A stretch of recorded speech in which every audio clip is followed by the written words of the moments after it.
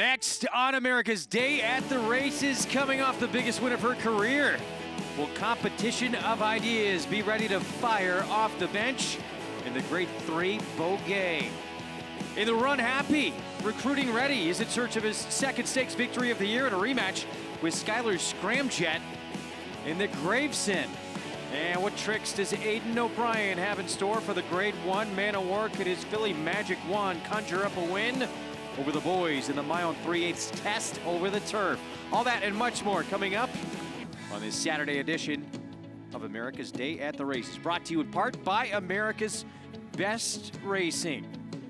For the love of the race, visit americasbestracing.net today, and by Claiborne Farm. 100 years of doing the usual unusually well. Great to have you with us on a beautiful Saturday afternoon here in Elmont, New York. Greg Wolf alongside four-time Major League All-Star Paul LoDuca, New York Racing Association handicapper Andy Serling, and we have a good one coming up. Actually, an incredible card all day long, but the Grade 1 Man of War international flair to this with Aidan O'Brien sending a pair of runners. Focus group, though, we know loves this distance. Yeah, obviously it does focus group. But the problem is with focus group is not run well here at Belmont. Now, Aidan O'Brien's going to send out a Colt and a filly in this race, but I still think the Chad Brown runner's the horse to beat. You know, I have mixed feelings. I think it's a super competitive race. I honestly feel there's 5 or 6 of them could win. And focus group will probably be over bet simply because he comes from the Chad Brown barn. I'll tell you what, he's not going to get a better trip than Irad Ortiz got him when he won this Pan American, coming right up the fence to win. Just narrowly win. In fact, a lot of people, including myself, did not think he got the nod. He may want 1.5 miles, to be honest. He may want more distance also, and this is the sternest test he's ever faced, save perhaps the race in Canada last fall. Maybe you can forgive his Belmont excuses because the one race he had at Belmont, he did not have a good trip because the other races he added blinkers. Since he's added blinkers, he's been a different racehorse. Meanwhile, Aidan O'Brien, one of the best to ever do this in the sport of horse racing. He will send out the long shot hunting horn. He also has the filly, Magic Wand, and she is all class. She was second to Bricks and Mortar on the Pegasus World Cup Turf Invitational. And he is the leading turf horse in the country right now.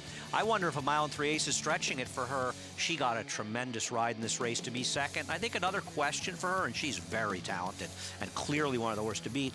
Do you concern yourself at all, Paul, with the fact that she and Hunting Hard are both coming back just 6 weeks after running in Dubai? Yeah, that's the thing, the Dubai bounce. We always talk about that a lot with the North American runners. It could be different here, we don't know, but she's only had 3 races since October of 2018, so maybe her races being spaced out is okay, but Andy makes a good point there. A lot of horses come back from Dubai and run dull.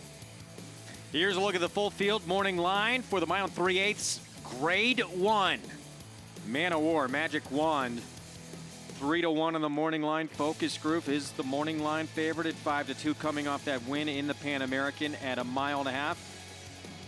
Channel Maker coming back as well for Bill Mott coming in from Gulfstream in the McDermott. Weather and track conditions presented by Piranha Fly Spray, the preferred fly spray of Belmont Park. Piranha on, pests gone. We are fast, we are firm, and we have great weather this afternoon for this tremendous card on this Saturday afternoon as we take a look at our race schedule presented by Windstar Farm, the farm that pays you back. Races 6 through 11, 11 on the card today. Races 6 through 10, however, comprise the NYRA Bets Late Pick 5, which is coming up in just 13 minutes. But don't forget, races 8 through 11, there's a sneaky pick 4 that everybody's going to forget about. Everybody.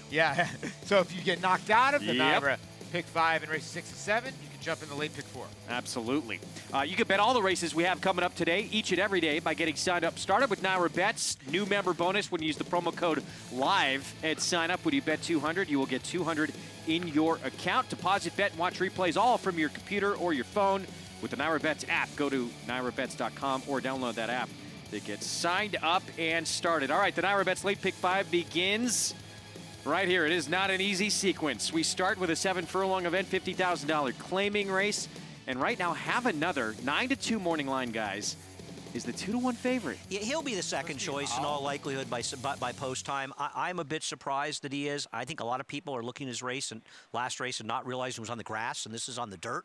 And I think a lot of people don't respect surface changes as much as maybe as I do. Doesn't make me necessarily right. I think it is very important, though.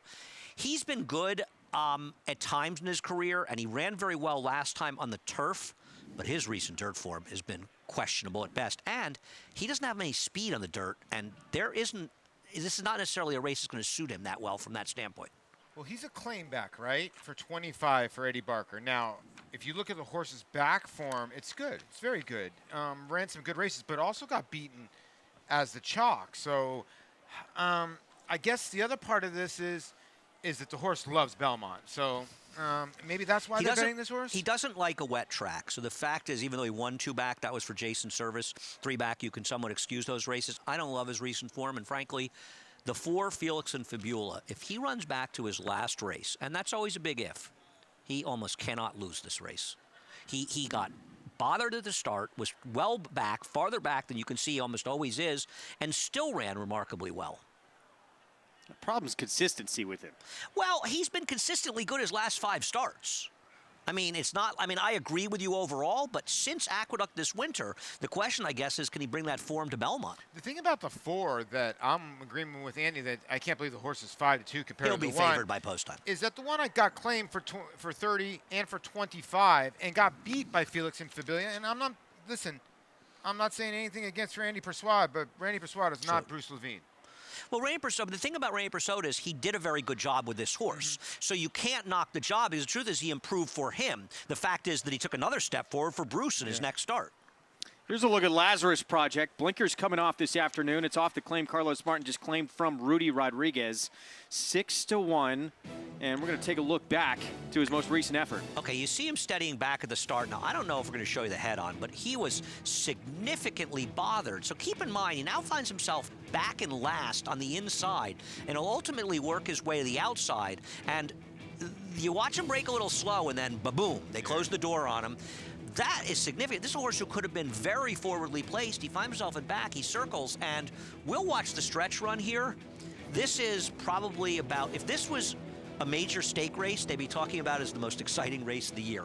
I mean, it's impossible to tell who ran 1, 2, 3 when they hit the wire together. Yeah, this horse ran a tremendous race. Starts leaning in a tiny bit because he's just tired. I mean, he just ran a great race all the way up to this point, and he's just going to get out-headed here at the wire as 3 horses. He saw the other horse to the outside, and he sort of kicked it into another gear. He just gets out-finished. That's great. I mean, he looked like he had it won. I mean, yeah, right? He finished 3rd, and I actually thought the first viewing that he won the race. And he also made that sort of premature move because of the trouble to start. You can get in on today's action without risking any of your own money and compete for real prizes with the Showdown free online contest. Go to NYRA.com/showdown. Compete for real prizes like NYRA Bets points and a Belmont Stakes ticket package. Get involved and test your handicapping knowledge. Here we go with our post parade. Have another at 5-2 on the board for Eddie Barker, coming off a 3rd place finish on turf. I think he's overbet in this race, and his recent form may not be quite good enough to win, but he has races that can win. Vickers Legend just claimed by the Joe Parker barn.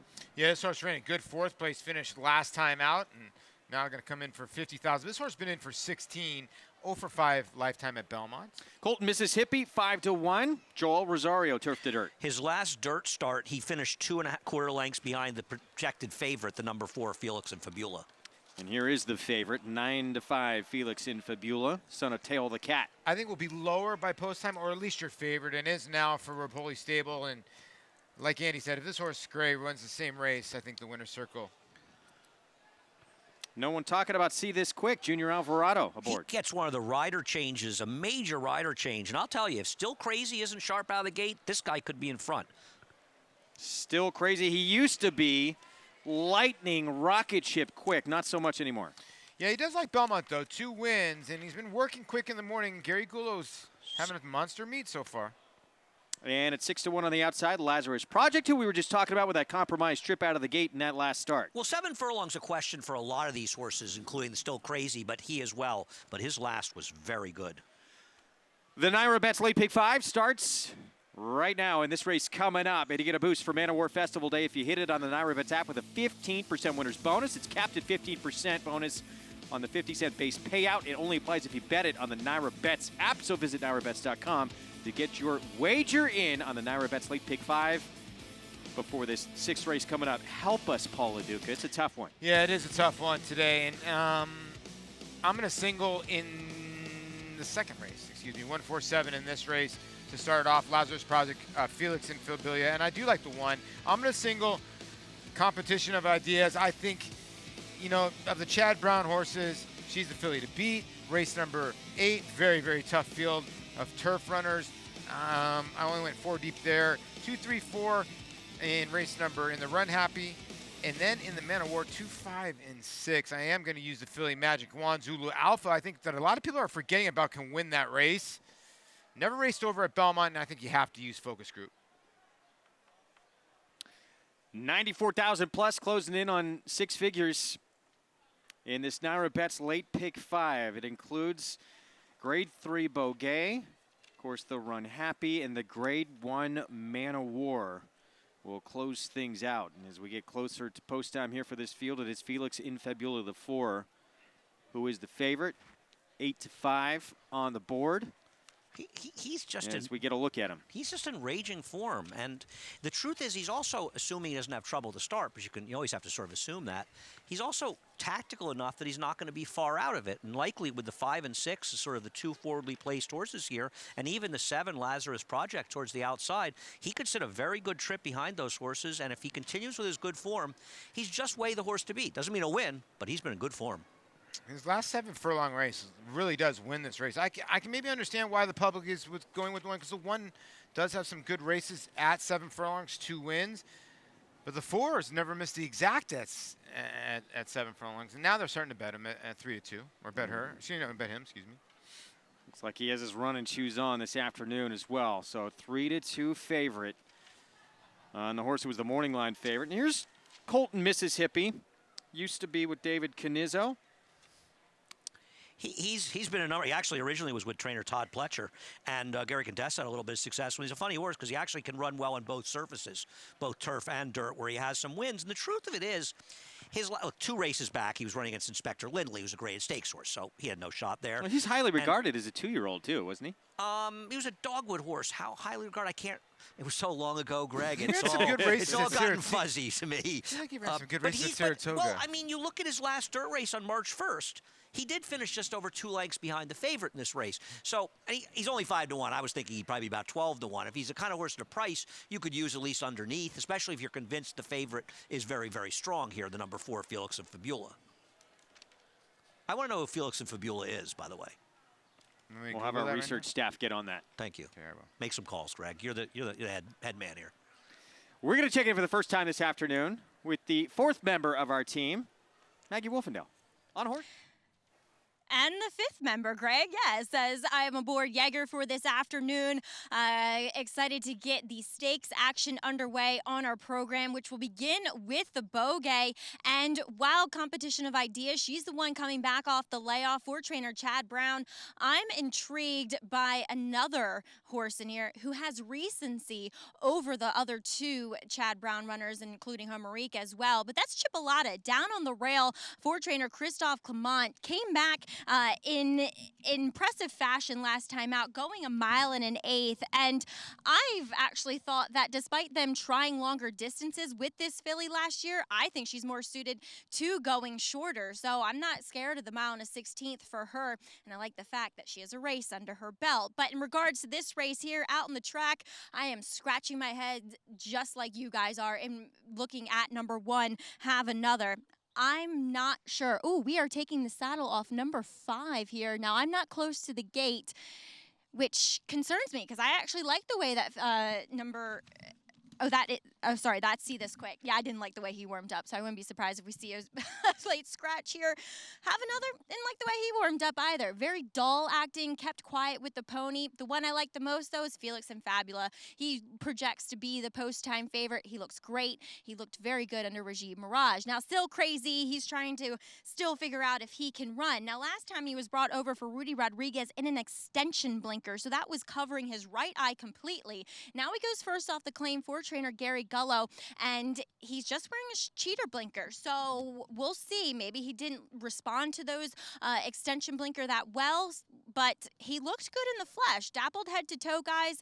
We'll find out if he can run and if he can get the 7 furlongs, just making Felix and Fabula that much stronger. All right, so again, late scratch here of the 5. See this quick, and that changes really the whole complexion of the race because now the 6 becomes a little more dangerous. Controlling speed. My problem was Still Crazy. And listen, I'm going to tell you, I'm Gary Gullo's biggest fan. I think Gary Gullo is one of the unsung top trainers in the game. He consistently, for many years in New York, has been a solid claiming trainer. He places his horse well. He does well off the claim, and he knows what he's doing. And I saw when he claimed this horse, it's kind of interesting because Gary's smart enough to know this horse's form has totally left him. Recent form is just not good. And one of the things is he's lost that killer speed that he had. And Gary enters back at 7 furlongs. So maybe you're supposed to say to yourself, it's kind of counterintuitive. Gary Gullo claimed a horse that doesn't have much stamina, and he's lost his best asset, his speed, and he runs it back at 7 furlongs in a tough spot. He must be doing great for Gary, and Gary must be confident. That's the only reason I'd use him as trainer. Well, he's never been great on an off track. That's what he got last time. So the issue is, I mean, he still won. He's run all right on wet tracks. Distance is the issue. It's just whether he gets away with it. His recent form is just not very good. This is a horse who once had blazing, literally was one of the fastest horses on the grounds a year ago. And he just doesn't, I mean, guys have ridden him out of the gate and he hasn't even made the lead in races. And that's a sign that a horse's form is eluding him a little bit. This horse was 5-1 in the Vosburg. Yes, he was. So he's 9-2. He gets a little help here with the 5 coming out. So it's a big help. Sometimes you get out in front, you see daylight. Yeah, maybe. Remember who you are a little bit. Isn't Mike Luzzy on Lazarus Project, assuming he breaks cleanly, supposed to be sitting right outside of him? I would think he has to push. Mike Luzzy's nothing if not aggressive. So I would think Rajiv Mirage is going to be laying third or fourth. Yeah. With the 4? Yeah. It is the start of the NYRA Bets late pick 5. Again, there's a 15% bonus if you happen to hit it playing through the NYRA Bets app. So good luck to everyone involved. We're over $130,000 in the pool. Even money right now on the horse you are looking at, Felix Infabula. The horse to beat, right? But did you think even money? Yeah, well, I thought he'd be pretty short. I thought he'd be 6-7. Yeah. I didn't think he'd be more than 3-2. I mean, I could take a small shot in this pick 5 and single him. Not because I think he has to win, but more if I was looking to lean somewhere and spread in some other races, I would lean on him. I'd use the 2 and 3 in the second leg. I'd use 3, 4, 8 in the 8th race. I'd use the 2, 5, maybe 2, 3, 5 in the Runhappy. And then I'd want to spread a lot in the Man of War, where I think any of the 2, the 4, the 5, the 6, and the 8 can all easily win. We are set. Larry Collmus, the voice of the Triple Crown, with the call. They're off. Still Crazy looked like he tried to rush the gate there just as it opened. May have cost him a couple of lengths. Colton, Mississippi to the front. There goes Still Crazy now, rushing up on the outside to grab the lead after not the best of beginnings. Felix and Fabula 2 lengths off of them. And then it's Lazarus Project on the outside. Break of another 5 lengths more. Back to Vickers Legend, and Have Another is at the back of the pack as they race through this opening quarter mile. Still Crazy does it in 23.03 seconds and now takes charge, moving for the far turn. Opening up 2 from Colton, Mississippi. Felix and Fabulous 2 lengths off of them. Lazarus Project is 4th at the half-mile pole. It's another 4 lengths to Vickers Legend. Have Another trailing the field is Still Crazy is on top, a length and a half over Colton, Mississippi. Continuing on the far turn. They've gone a 45.59 half-mile. The pace is picked up. And Felix and Fabulous come under pressure from third, 3 lengths off the lead. Lazarus Project Have Another, and Vickers Legend wide. Coming to the top of the stretch, Colton, Mississippi on the outside of Still Crazy. Now Colton, Mississippi to the front. Felix and Fabula full out running in third. Lazarus Project is 4th on the outside, then Have Another. It is Colton, Mississippi, arriving at the 16th pole, pulling away. And then it's Felix and Fabula taking second from Still Crazy. Colton, Mississippi to do it. Felix and Fabula was second, Still Crazy was third, and Lazarus Project 4th. Colt in Mississippi, Joel Rosario, Ed DeLauro for DLM Stables, blinkers off, turf to dirt. Sitting behind the early speed gets the win. Well, he got that advantage when Still Crazy didn't break, and so Joel put himself in the catbird seat sitting outside a horse that was disadvantaged by the start. And honestly, this horse won pretty comfortably. Yeah, he did. He was never in danger at all. The 4, you could tell, was lugging out a little bit, was under a full drive with Rajiv Mirage, and right now the race is over. Because you know when Joel hits the front end, he's going to have plenty left, and he's not even, I don't think he's going to cock the stick at all. Just show it to him a little bit and the race is over. This is a poor, I know he finished second, but this was not a good effort for the favorite, Felix and Fabiola. He had an absolutely perfect trip. I know the first quarter wasn't that fast, but they sped it up in the second quarter. He was sitting on the inside right behind him. Rajiv rode him perfectly, angled out in the stretch, and he was weaving around a little bit, and he made no impact. In fact, horses were catching up to him. He didn't look like he was having fun. No, he did not run well. Yeah. What do you think about Still Crazy? Compromised at the break. I thought had still to ran rush well. up. Yeah, still ran well. He ran Still made the lead. furlongs, he ran fine. Yeah. I think he had the track in his favor, to be fair, but I agree. I think Gary Gullen knew what he was doing. He just got unlucky with the break. Yeah, he did, because the middle quarter, it says 22 and 5, 22 and 2. That horse probably ran 22.5, maybe even quicker, because he got dead left. Well, so he was front. He was in front at the first quarter, but but The still, second quarter, he ran well the 7. So Crazy. It would have been a different race perhaps if he hadn't broken, but the winner went pretty convincingly. 12-1 morning line goes off at 5-1.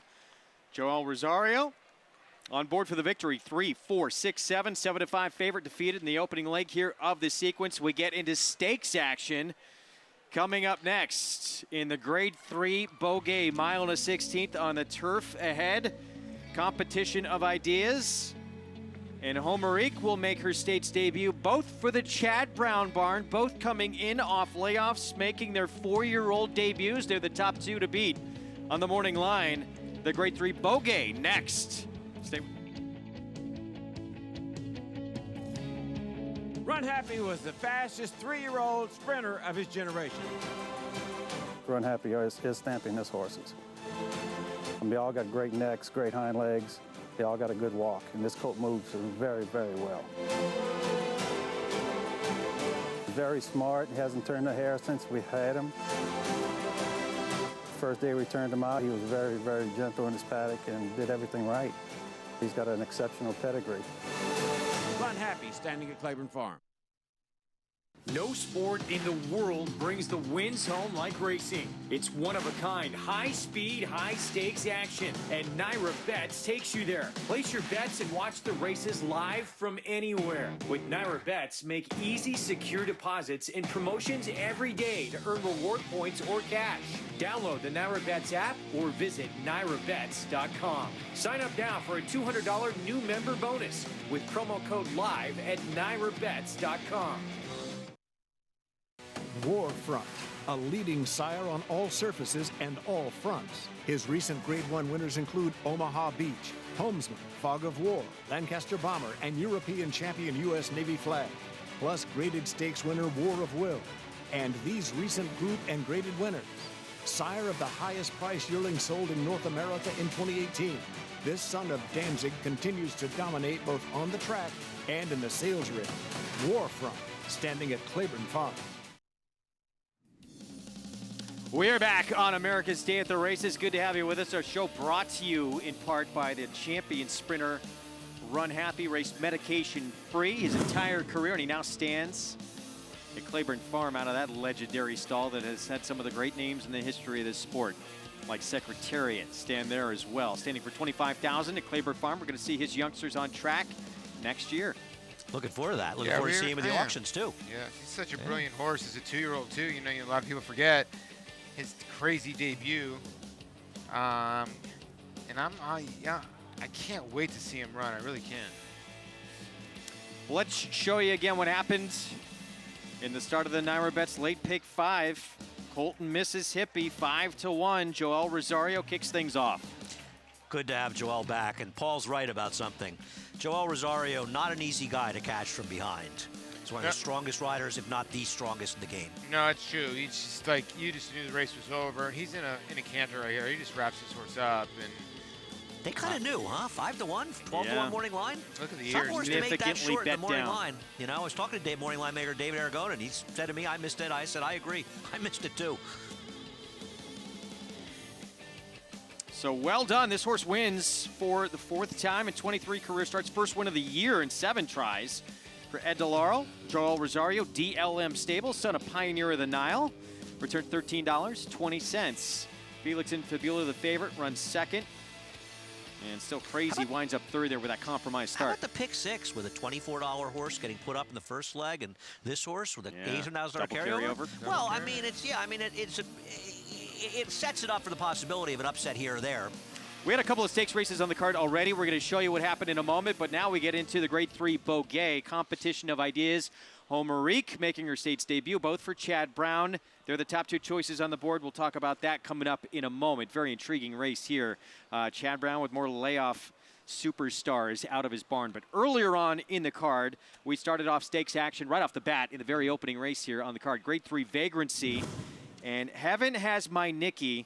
Bob Hess Jr., Kendrick Carmouche aboard for Ron Palucci Racing Stable, and this filly was named after his 21-year-old daughter. She passed away back in 2016. Ron said he took one look at this filly and he knew exactly what he was going to name her when he saw her. Yeah, and I like Ron a lot. He's a bit of a nut, but he loves the game, and he puts his money up, and he bets his money, and he buys horses. And I've been, talking back and forth a little bit, Ron, before the race, and this meant a lot to him, and there are some wins that mean more than others, and I think this one meant as much as any win. Could win a grade stake with this horse at Belmont, meant a lot. So this filly is all class, all heart, and she's got a little moxie, just like my daughter. Yeah, listen, she beat a salty field today. The one might have got a tiny bit unlucky. She switched to her wrong lead there at the end of the race, and she might be still a little green, but this is a filly that's getting better and better and better. No, I agree. She ran very well. And she just lost a Midnight Beast two starts ago. Right? She's got quality. And that one for Nikki, heartfelt victory, no doubt, for those connections in the opening race on the card. Fourth race, Peter Pan, prep for the Belmont Stakes here. And let's take a look at the start with Intrepid Heart, who was the favorite of the morning line. Yeah, it goes down to his knees. I mean, he just didn't run really after that. But I understand there's an excuse that he didn't break. But after that, he really didn't take to the racetrack. And you can't take anything away from Global Campaign for Stanley Huff. He doesn't bring him over as much as he used to, Andy, but he had this colt ready. Well, Stanley's been out of the game as far as being a frontline trainer for a while, and he's taken over the Sagamore horse and had an immediate impact. I got to tell you, I was not a fan of this horse's first two starts in Florida, even though he won fairly easily, and was much more impressed with his loss in the Fountain of Youth, where he chased that wicked pace, and he finished just behind Hidden Scroll. I liked him today, and he showed that he could stalk. The Pletcher other horse was aggressively ridden, perhaps to help his chances, but also wasn't going to hurt Intrepid Heart if he ran his race, and he was an easy winner this race. I agree with you on Intrepid Heart. He did not run well after stumbling start, but to be fair, that can shake a horse up, and maybe he grabbed himself. I haven't heard any comments from Todd Pletcher, but he might have grabbed himself. With this pedigree? No. This horse won't be the Belmont. You think this is the Belmont horse? You don't think so? You think he's a router? I think anybody's going to try just because of what the state's going on. In Sagamore, obviously, in Windstar, they like to take their chances. And there you see the Peter Pan to Belmont double that we've seen, and it was AP Indy and then Tonalist, so it was a big gap. Coastal. Here's your trivia question. What horse of the year is Coastal a half-brother to? That's your trivia question for the day. Spectacular Bid?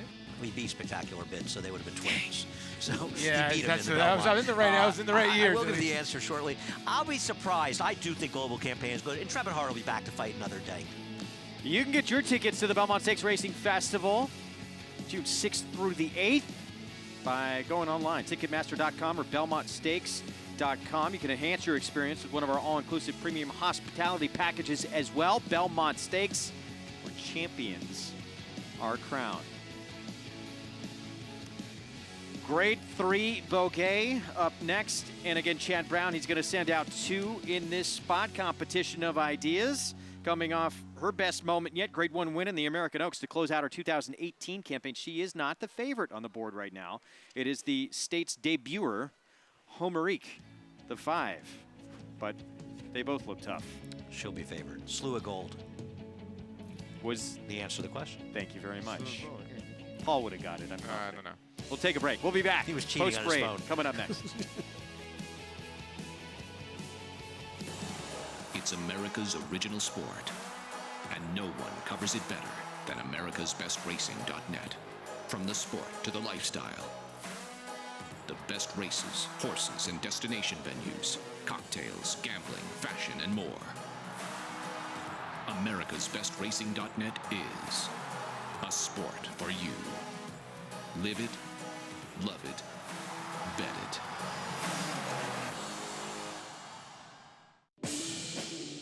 Carpe Diem was a serious racehorse with the physical to match. A debut maiden special weight winner at Saratoga. He beat the Graded Stakes winner Ready for Rye, and he was named a TDN Rising Star that day. Sean, he was brilliant at 2. I loved his race in the Breeders' Futurity. I also loved his race in the Bluegrass. When I saw him in the paddock, he looked absolutely stunning. This horse has it all. Looks, brilliance, class.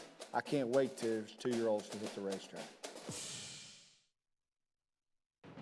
This Graded Stakes winner and multiple Grade 1 performer by Tappet has become one of the nation's leading sires of 2-year-olds. Ranked number 1 in his crop by number of winners, he sired 11 stakes horses in 2017, including Graded Stakes winners Wild Shot and Oklahoma Derby winner Untrapped. At the sales, his yearlings have sold up to $480,000. Trap Shot, standing at Claiborne Farm. No sport in the world brings the wins home like racing. It's one-of-a-kind, high-speed, high-stakes action, and NYRA Bets takes you there. Place your bets and watch the races live from anywhere. With NYRA Bets, make easy, secure deposits and promotions every day to earn reward points or cash. Download the NYRA Bets app or visit NYRABets.com. Sign up now for a $200 new member bonus with promo code LIVE at NYRABets.com.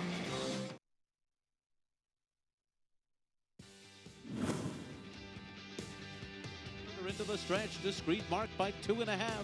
Radiator now set down. Jay Wonder down on the inside, trying to finish fast as Photo Call on the far outside. Then it's Recepta. They're all chasing discreet mark. Here's Jay Wonder. Here's Photo Call on the outside. Recepta between horses. Here's the wire. Discreet mark holds on over Photo Call. That was back in 2015, and yet again, it was Christophe Clement. Discreet mark ended up on the lead. Nobody went with her. She got a half in 50 and change and kept on going under John Velasquez. I'll tell you who was a killer in that group. Voodoo Dancer. Yeah. Oh, she and Tate's Creek, was it? Had those battles up in Saratoga that were just tremendous. She was a killer. One of my favorites. Loved her. Absolutely. Well, can he do it again? He will send out Chipolata from the rail, 5-1 currently. Coming off a victory at Aqueduct at 1 1/8. Well, aren't you almost supposed to ask the same question to her? You're asking the 5 Homerique. Doesn't she want more distance than this? She beat inferior horses with all due respect when she won last time out. Now, what she has over both Chad Brown runners is the benefit of a race, which is a huge advantage. But 1 1/16 just might be a little short for her. Good point. As we take a look at the 3 competition of ideas, we know that she loved 1 1/4. Yeah. Last time out, but she's also loved 1 1/16 on a couple of occasions. She should be 4 for 4 with the blinkers. The start 2 starts to go off. The 3 for 3. I mean, just 3 for 3 on the turf. Race, yeah, right? she probably should have won that race. She got in some trouble, but she has a wicked kick, and going 1 1/4, she wants maybe 1 1/4, but she has shown that 1 1/16 is fine. This was a remarkable race where it felt like she was in a completely different race than everybody else, where the speeds held together and nobody else closed. I think you have to ask yourself, though, is her best race sitting back and making that big run? And with the dynamics of today's race, doesn't she have to be a little aggressive and sit second behind the 2 Adina Del Sur? And is it possible that mitigates her best asset? Yeah, because you do have the 5 and the 6 in here, first-time Europeans, and usually they'll break slow. You can't really gauge that. And then the 4, Maddie's Magnum, is slow early. So, yeah, it looks like the 3 might be, the 1 or the 3 is going to be sitting in the 2nd or 3rd, one of those 2. I think it's going to be the 3. The 3. I mean, actually, I think Maddie's Magnum could even be ahead of Chipolata. We'll see. We'll see. I mean, it depends how fast they go, but Adina Del Sur could be an upsetter. Well, the other Chad Brown runner in here, she has tackled some of the best fillies or mares in the world overseas. Wild Illusion in the Prix de l'Opera, only beat a length. Magic Wand was second in here. She's down on the rail. No, she's the white cap gray behind the blue horse, her Godolphin. She's about 6 between horses here, moving into 4th right now. And she took a little while before she got a clear run. I mean, she was really coming after some very good fillies. I'll tell you something. This could be one of the better distance fillies near. She runs second. She finishes just behind the horse on the inside coming. This horse is very good, but not 1 1/16. Her worst race by far was her only race below 1 1/4. Yeah. That was her worst race, and I just wonder if she's going to need one. The thing is she just too much class for this group, and maybe the mile and 16th won't be a problem. You just don't know. She was the early favorite, but her credentials coming in. The thing you got to love is you see a lot of these horses, 7, 8 horse fields. Those are 15, 11, 13 horse fields. Look at what Chad Brown's done so far and who he has left. 2 of them in here. He still has focus group to come as well. Separation of powers off the longest layoff of any of the runners he'll send out today. She's a little flat today. As a favorite early on in the card. Time for a Paddock report. Let's go to Maggie Wolfendale. We'll take a look at both of those Chad Brown runners coming in off of layoffs, which includes Homerique. She's taken a lot of early play. The gray filly who will make her American debut for Chad Brown. And going back and watching her couple races overseas, you know, she looked, and granted, it's tough to tell on a replay, but because I know Magic Wand and Wild Illusion, I've seen them up close and personal, this filly just looked a bit smaller, a bit lighter frame than those two, but that's not what I'm getting here. She, I would have to say, has done well turning into a 4-year-old now. And watching the works leading up to here, you know, she worked last time out with Sister Charlie on the main track. I've watched her works on the turf down at Palm Meadows, and she's just a beautiful mover. I mean, she just skips over the ground very effortlessly. And that's what you can tell with her physically. You know, she's a very elegantly built filly who has some scope to her as well. And she, of the 2 Chad horses, does look the most fit. But yes, a mile and a 16th, because she's so long and scopy, feels a bit on the short side. So as Paul was saying, we'll see if class will prevail as competition of ideas comes back here. Now, granted, she is very much a American-looking horse, being a daughter of Speightstown. She's a bit burlier, broader overall, and she very much suits a mile and a 16th. I mean, I'm surprised she was successful going the mile and a quarter there at Santa Anita last winter, but she comes in here, she just doesn't look quite as fit, to be honest, compared to her stablemate, compared to the horses that have recency. I like her, and she's very effective here going this distance, and she looks as though she's doing well. But like I said, fitness is a bit of a question as Chad Brown looks to get another runner back on track on this card for 2019. Greg? Meanwhile, Connections talking over things there with John Velasquez and another invader, this one coming in from Italy. We have the grade 3 Boghei still to come. Our next race, and of course, later on, Firenze Fire back to where he was just absolutely brilliant in the Dwyer. Once his Connections got Derby fever out of their system, they got exactly what they wanted, a 1-turn mile, and he responded. We'll see him later in the card.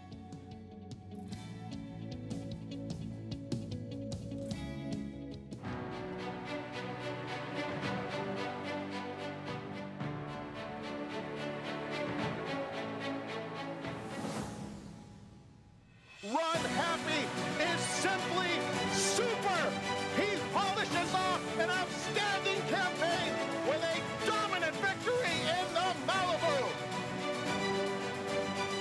No medication, no problem. Runhappy, standing at Claiborne Farm. An undefeated graded stakes winner on the track, Algorithms was the nation's #1 sire of 2-year-olds in 2017 by percentage of winners. His top runners include Rich Mommy, winner of the Grade 3 Sugar Swirl, multiple stakes winner and graded stakes performer Recruiting Ready, stakes winner and graded stakes performer Vanish, and recent stakes winners Taylor Spirit and Tracy Racing. In the ring, his 2-year-olds have brought prices up to $300,000. Algorithms, standing at Claiborne Farm. No sport in the world brings the wins home like racing. It's one-of-a-kind, high-speed, high-stakes action, and NYRA Bets takes you there. Place your bets and watch the races live from anywhere. With NYRA Bets, make easy, secure deposits and promotions every day to earn reward points or cash. Download the NYRA Bets app or visit NYRABets.com. Sign up now for a $200 new member bonus with promo code LIVE at NYRABets.com. We are back on America's Day at the Races, and our post-parade coming up for our first stakes race of our show. We've already had a couple on the afternoon, which we just showed you earlier, the Vagrancy and the Peter Pan. Post-parade in a moment, the 2 Chad Brown runners, even money and 2-to-1 on the board. Our post-parade brought to you by OCD Pellets, celebrating over 10 years of supporting the equine industry with their 2-in-1 bone and joint supplement. For more information, visit OCDPellets.com. NYRABets.com. And there's the man who has won this 4 times prior, Christophe Clement, looking for number 5 with Chipolata at 6-1 on the rail. And he's walking with Peter Brandt, who owns Homerique, because Chad Brown not here, actually, today. So we will see Christophe Clement's filly to kick things off in this spot. As you mentioned, won at 1 1/8, but against softer competition, Andy, last time out. But Eric Consell writes here. Yeah, she ran against good competition in her first start in this country. She's talented. I just wonder if she's this talented at this distance. And Dina Del Sur, she has tackled some of the best competition in this country for a while. Yeah, and I think this distance is right up her alley, and she does like Belmont. She's got 2 good races here. Competition of ideas, Chad Brown, Joelle Rosario. She comes off the bench. We haven't seen her since that Grade 1 American Oaks win late December. Perhaps by the end of the year, she won't prove the best of the 2 Chad Brown horses, but I think the public is misbetting it right now. Maddie's Magnum, Junior Alvarado, David Donk. Yeah, she rang off 3 in a row, but those were on the dirt, and she's 1 for 10 on the turf. She's going to have to run giant against these. Homerique, States debut coming over from France, debuting in the Chad Brown barn, Irad Ortiz Jr. She's a very, very good horse, but she may need a race and want more distance. And Binti Alnar, German bred. John Velasquez will ride at 16-1. Yeah, she's got an Australian dam. She won a Grade 3 over in Italy. She's sort of the wild card in this race. What are you going to get in 16-1? At your field, Grade 3, Boghei. We are 5 minutes to post. You can bet this race and all the action we show you each and every day with NYRA Bets. New member bonus of $200 when you use that promo code LIVE at sign up. Go to NYRABets.com or download the NYRA Bets app. Bet any track, anywhere, anytime. With that app, or when you get signed up, you can also play this, the Cross Country Pick 5. It begins in the 8th at Woodbine at 4:59 Eastern, which is coming up in just a little bit. We're about 16 minutes away. It includes racing from Monmouth and Belmont, featuring the Grade 1 Man of War. Free Equibase PPs as well for the sequence are available at NYRA.com/cross-country. So get involved there. So here's a look at Homerique. And she has tackled certainly some of the best overseas in the 3-year-old filly division last year.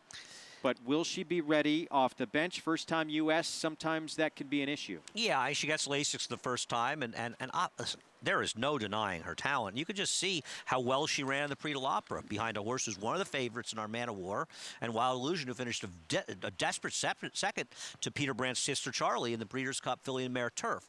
The question is distance and the layoff. I mean, 1 race at a mile, her worst effort by far. All her other races, 1 1/4 mile, and 5/16 were strong efforts against good competition. What about that first effort? You think they had something there? 23-1, and she won by 8 in her first race. And then after that, they knew what they had. And obviously, she's got a ton of talent. And she just does that wind over. We'll see. She's going to have to come from way out of it, though. I'll tell you that 4 much. to 5 in here, and competition ideas is 5 to 2. I'm going to tell you, sometimes you say, oh, they know. I'm going to say the public has this way wrong, though I imagine by post time these 2 horses will be much closer in odds. Competition Ideas is much more likely to win at 1 1/16, and she's also extremely talented.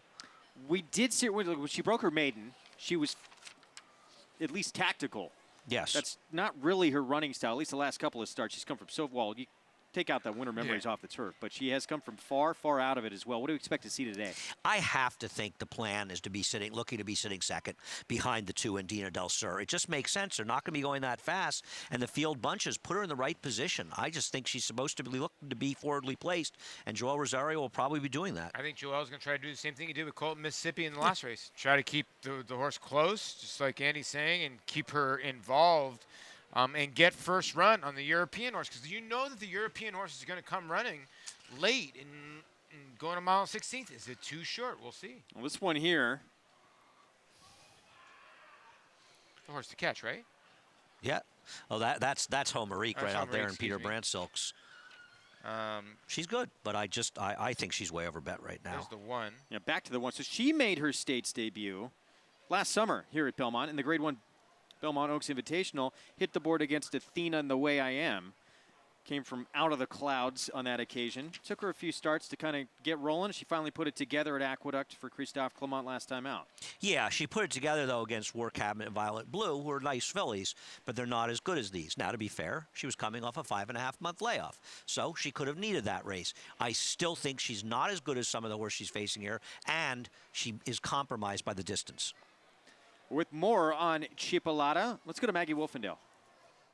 Now, as I mentioned earlier, I think Chipolata can be effective in this mile and a 16th. It just feels as though, looking at her physically, she is a filly that's a bit shorter coupled, that honestly doesn't. You look at her up against Homerique, and you can see why Homerique wants that 1.5 miles. So I like Chipolata here. She looks fit. She's benefited from that race under her belt with an easy victory. We'll see if she can take that step up. Now, we see number 5, Homerique here.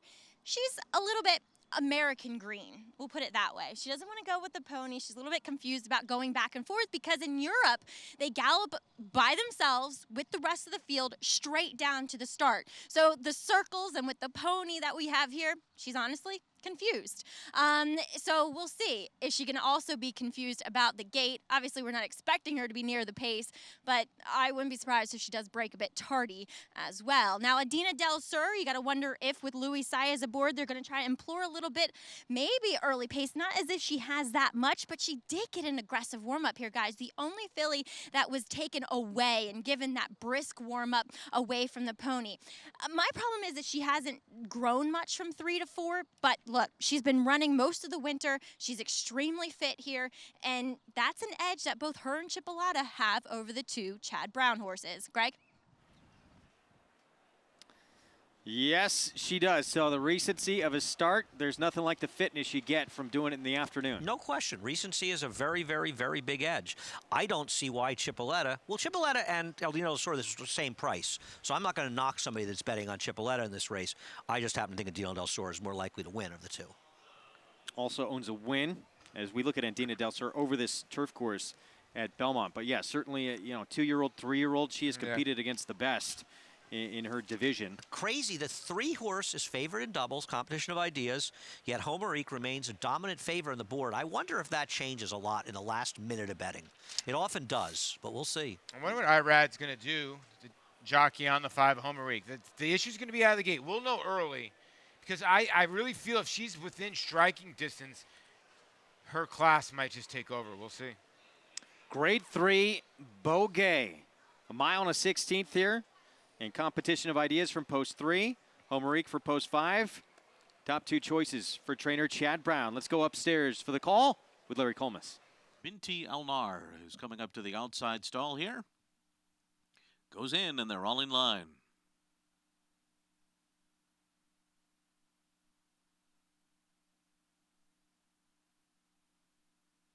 They're off in the Boghei.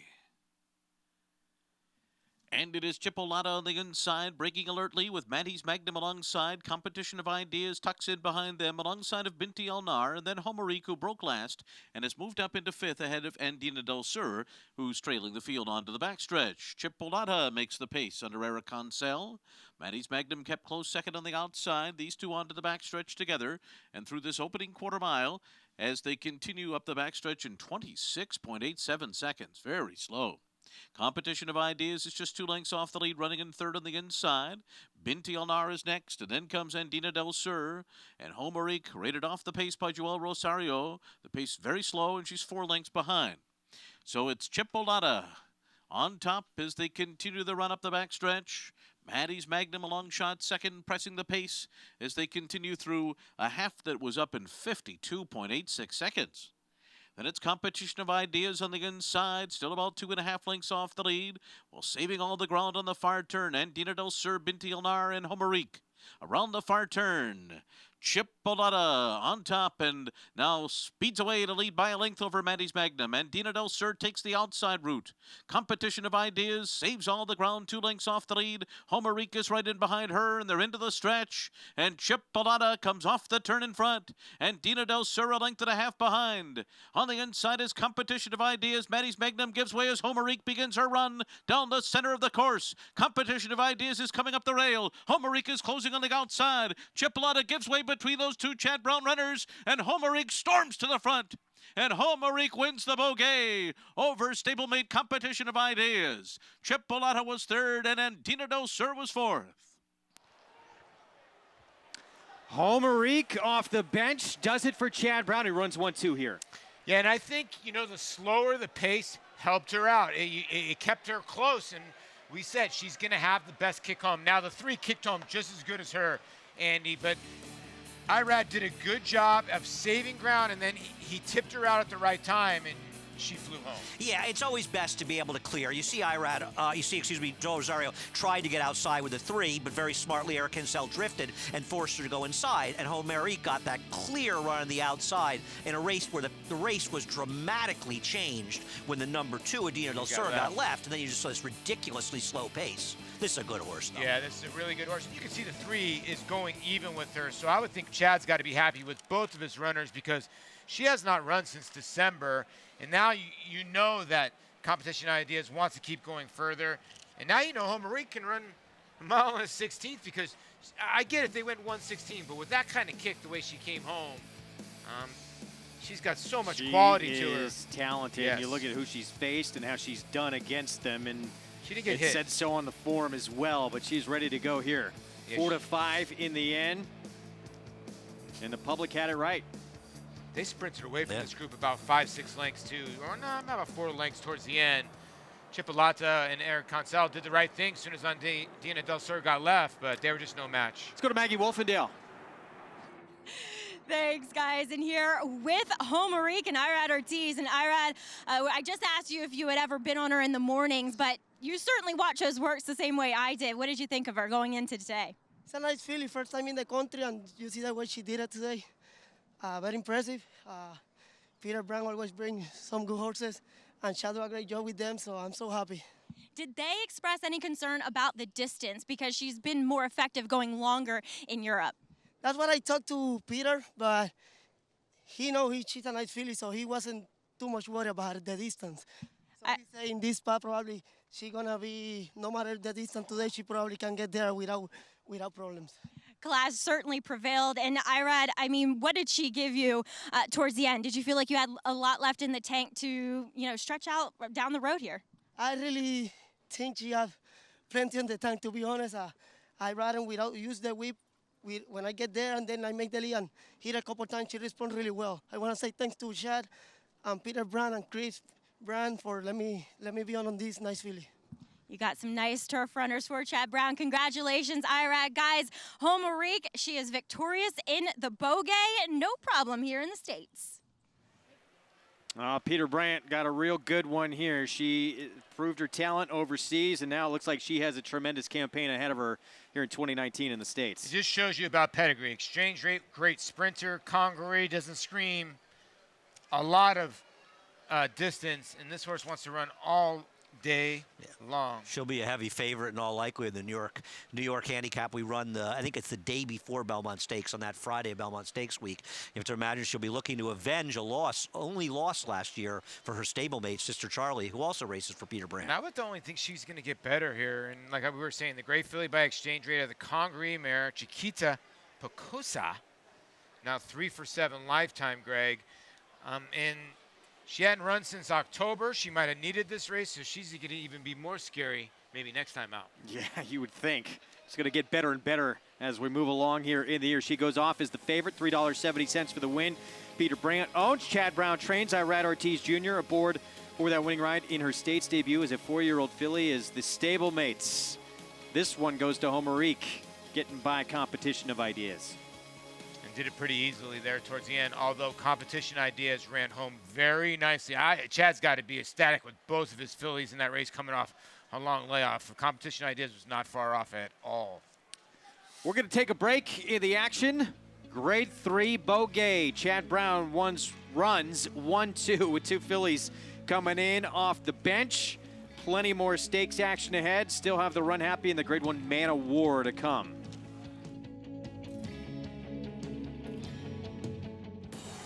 It's America's original sport, and no one covers it better than americasbestracing.net.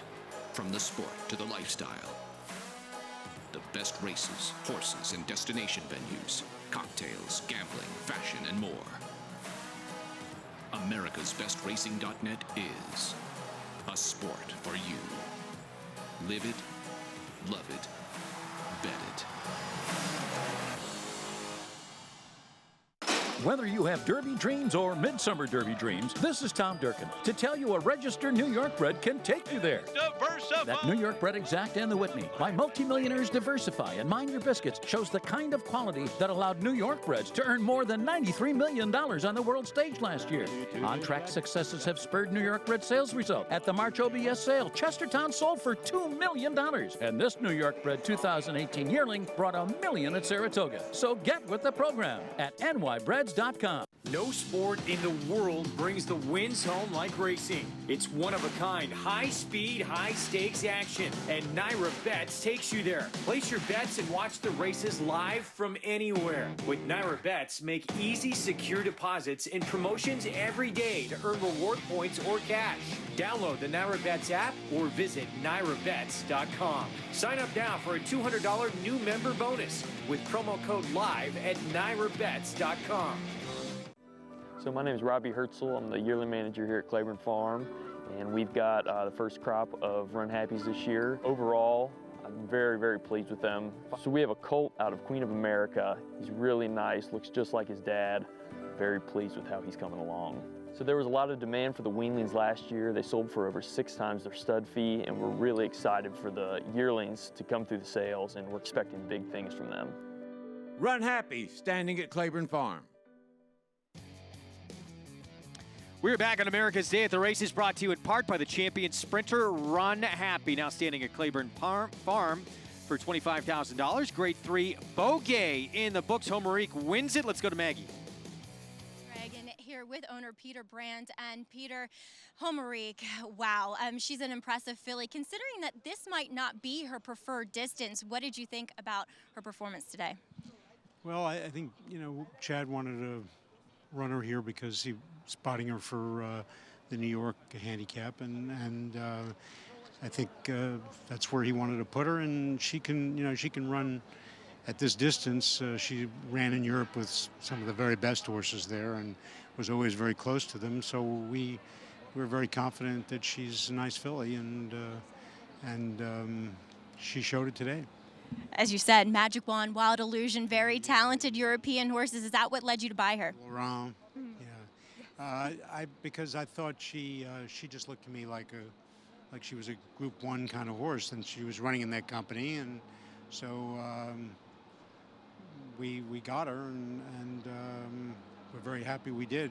Chad liked her, so it was good. And also, I mean, last time she worked with your other Grade 1 filly and Sister Charlie.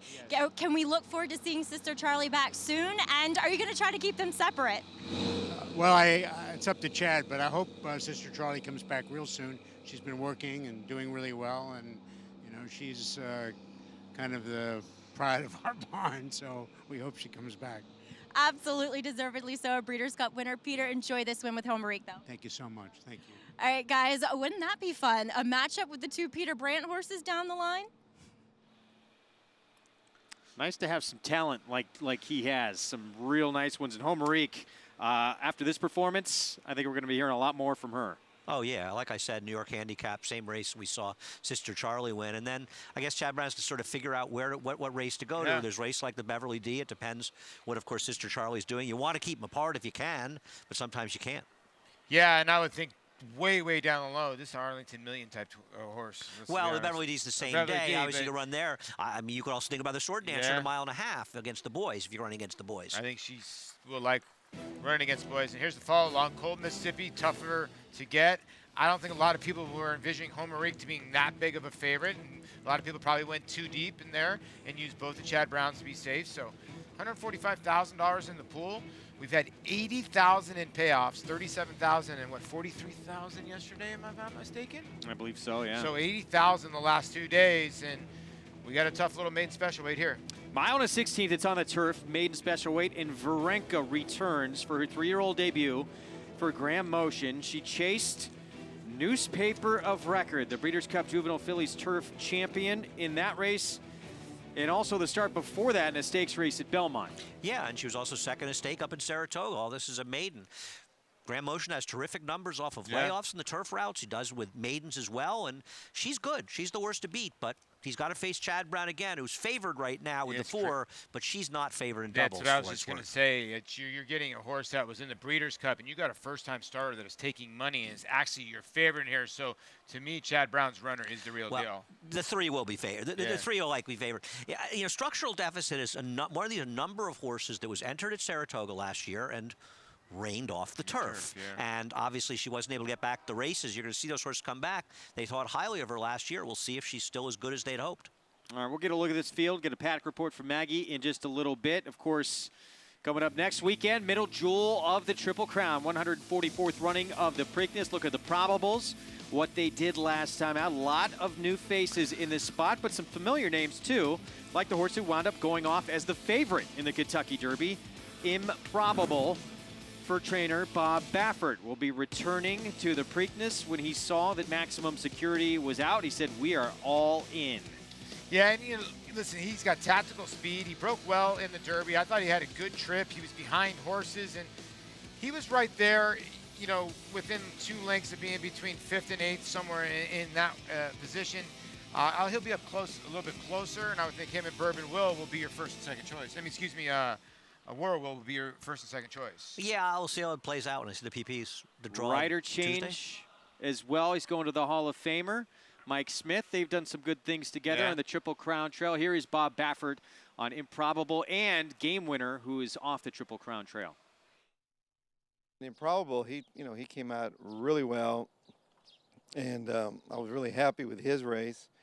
So we decided we're just going to go to the Preakness if he's, doing really well, and went back to the track. He's happy. He's getting over the ground grid. So Jimmy's back there. He's real happy with him.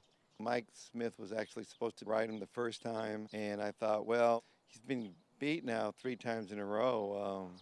I thought Mike Smith, maybe he'll get along with him. Maybe he'll see something. And one thing about Mike, he can figure things out really quick on a horse, and he's really looking forward to it.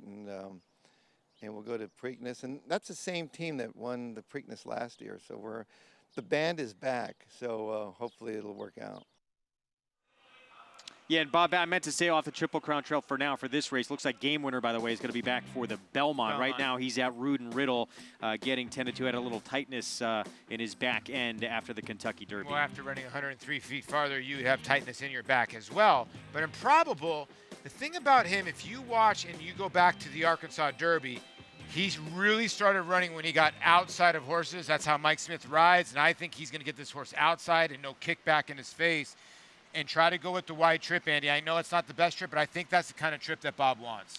I mean, I don't have any way of knowing until they draw the race and what kind of post positions they get and how the race looks on paper. To me, this is a wide open race, and it's the kind of race I just want to keep a total open mind to it and take a look, because there's some new shooters. They always say new shooters. It's almost all new shooters, but some of them are very good. And the truth of Improbable is he's not a horse that gets better with distance, in my opinion. I don't think he showed in the Derby he gets better with distance. So I'm a little dubious. Is he the best horse in the race we've seen? Probably, but it's close.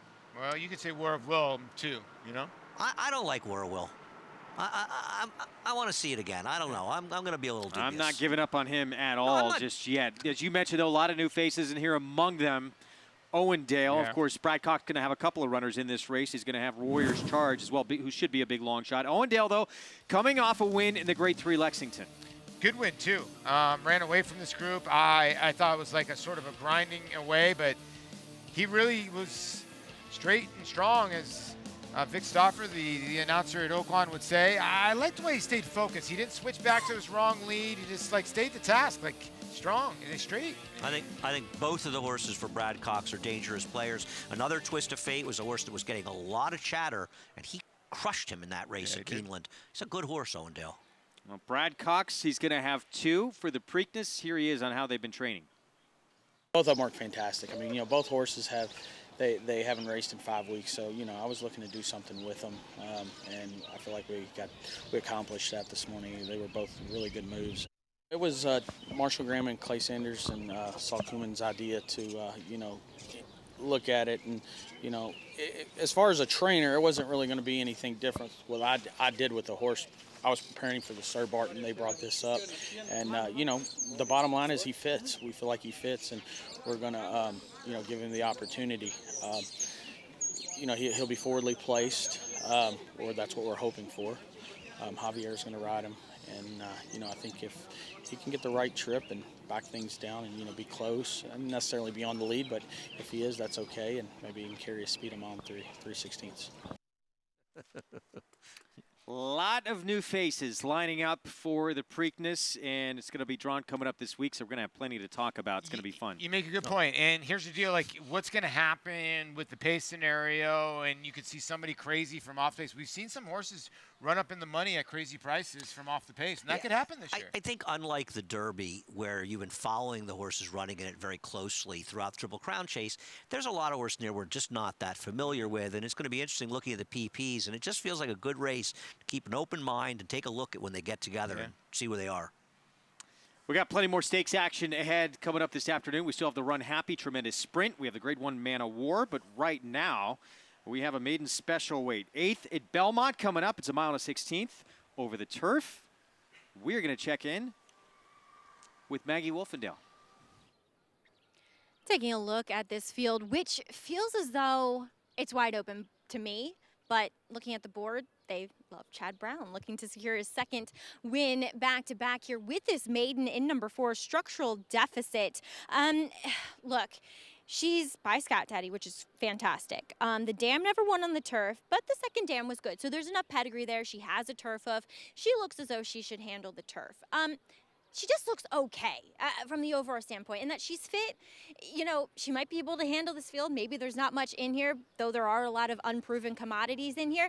And this is me being very nitpicky, and because I see Chad Brown horses all the time. Chad has a quote-unquote uniform for his horses when they run. They all run in snaffle bits with a drop noseband, typically to Todd Pletcher as well. He does the same thing with that flash around the horse's mouth. This horse is wearing a shadow roll. I haven't seen Chad Brown run a horse in a shadow roll in a long time, and a shadow roll is intended for horses who like to carry their head high, that have that high head carriage. Therefore, they're kind of forced to look down and over that shadow roll to see what's in front of them as far as their feet are concerned. So that's just something I noticed, and it's not typical of him to run one in that. Number 3 is Varenka. She is the class of this field, I would have to say, as she ran in stakes races, despite being a maiden 4 Grand Motion throughout her campaign. And she was a very small and petite 2-year-old last year, and she hasn't grown much. Maybe she's filled out a little bit. She looks good. She looks as though she's doing well. They're actually keeping her away from the rest of the field because she can be a bad actor. I remember she got really kind of wound up before her Saratoga effort, though her getting wound up doesn't seem to affect the way she runs. So I like the fact that she's on the muscle here. She's very fit, but like I said, I wish she grew a bit. She just really hasn't grown much at all. As we'll check in with the horse I was hoping to see on the turf in her second start, and that's number 8, Inspector Havers for Shug McGahey. It is now with a serious turf pedigree on the bottom. Inspector Lindley obviously involved in that family too, and this filly is all turf from the top of her pole to the point of her hip to her toe. I mean, she is just all turf physically from front to back, and she's really fit in here.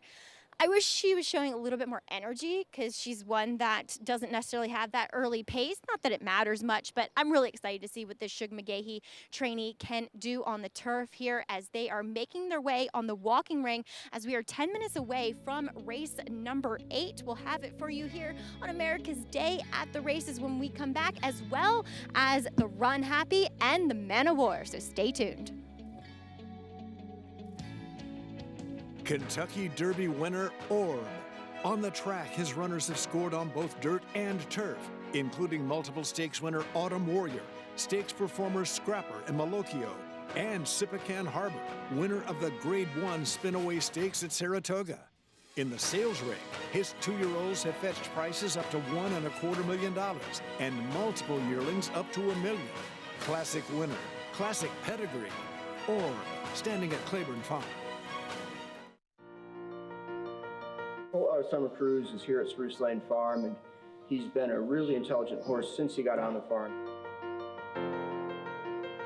He's just got great balance and presence. He's got a really good mind, and he does everything that we like to do so far. Our plans with this colt are probably to take him to Saratoga or to Keeneland Book 1 or 2. He fits those. We paid $250,000 for him, so he was an expensive horse, but that's where he belongs. Runhappy, standing at Claiborne Farm.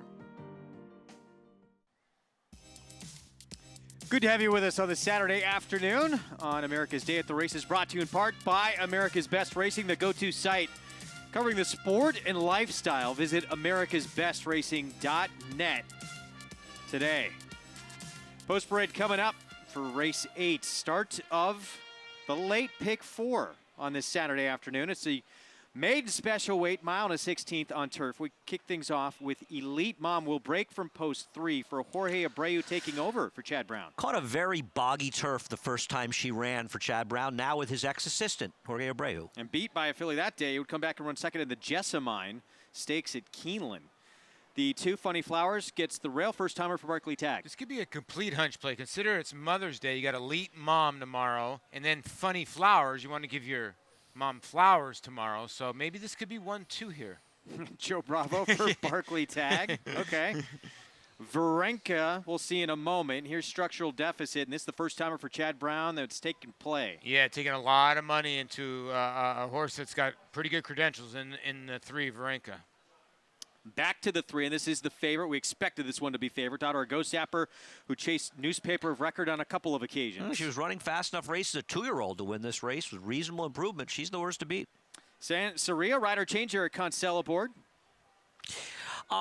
She didn't do any running first time for Bill Mott. He did break slowly in that race, though. Another first-timer we will see next here, and this one by declaration of war for John Terranova. This would be my first-timer that maybe has a shot. Got a great pedigree, debuts with Lasix, and John Terranova not that bad with his first-time turfers.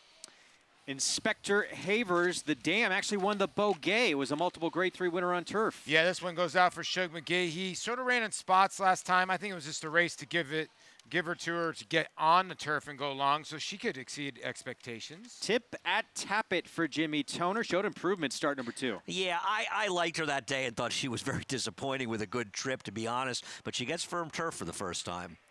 Mrs. Got Rocks for Christophe Clement. Getting bet here at 8-1. Irad Ortiz Jr. aboard. Both of her races have been in Florida. Hopefully she'll join or actually enjoy the better weather here in New York. Here's Lido Key for Gary Contessa. It was 49-1 last start. Yeah, she just sort of ran with the pack as it was a very slow-paced race. Romantic Pursuit. Her first try on turf came last time out. She ran second in the same race as Lido Key. I'm with you, Greg. It was a very, very good effort, too, and it was going 1 mile and an 1/8.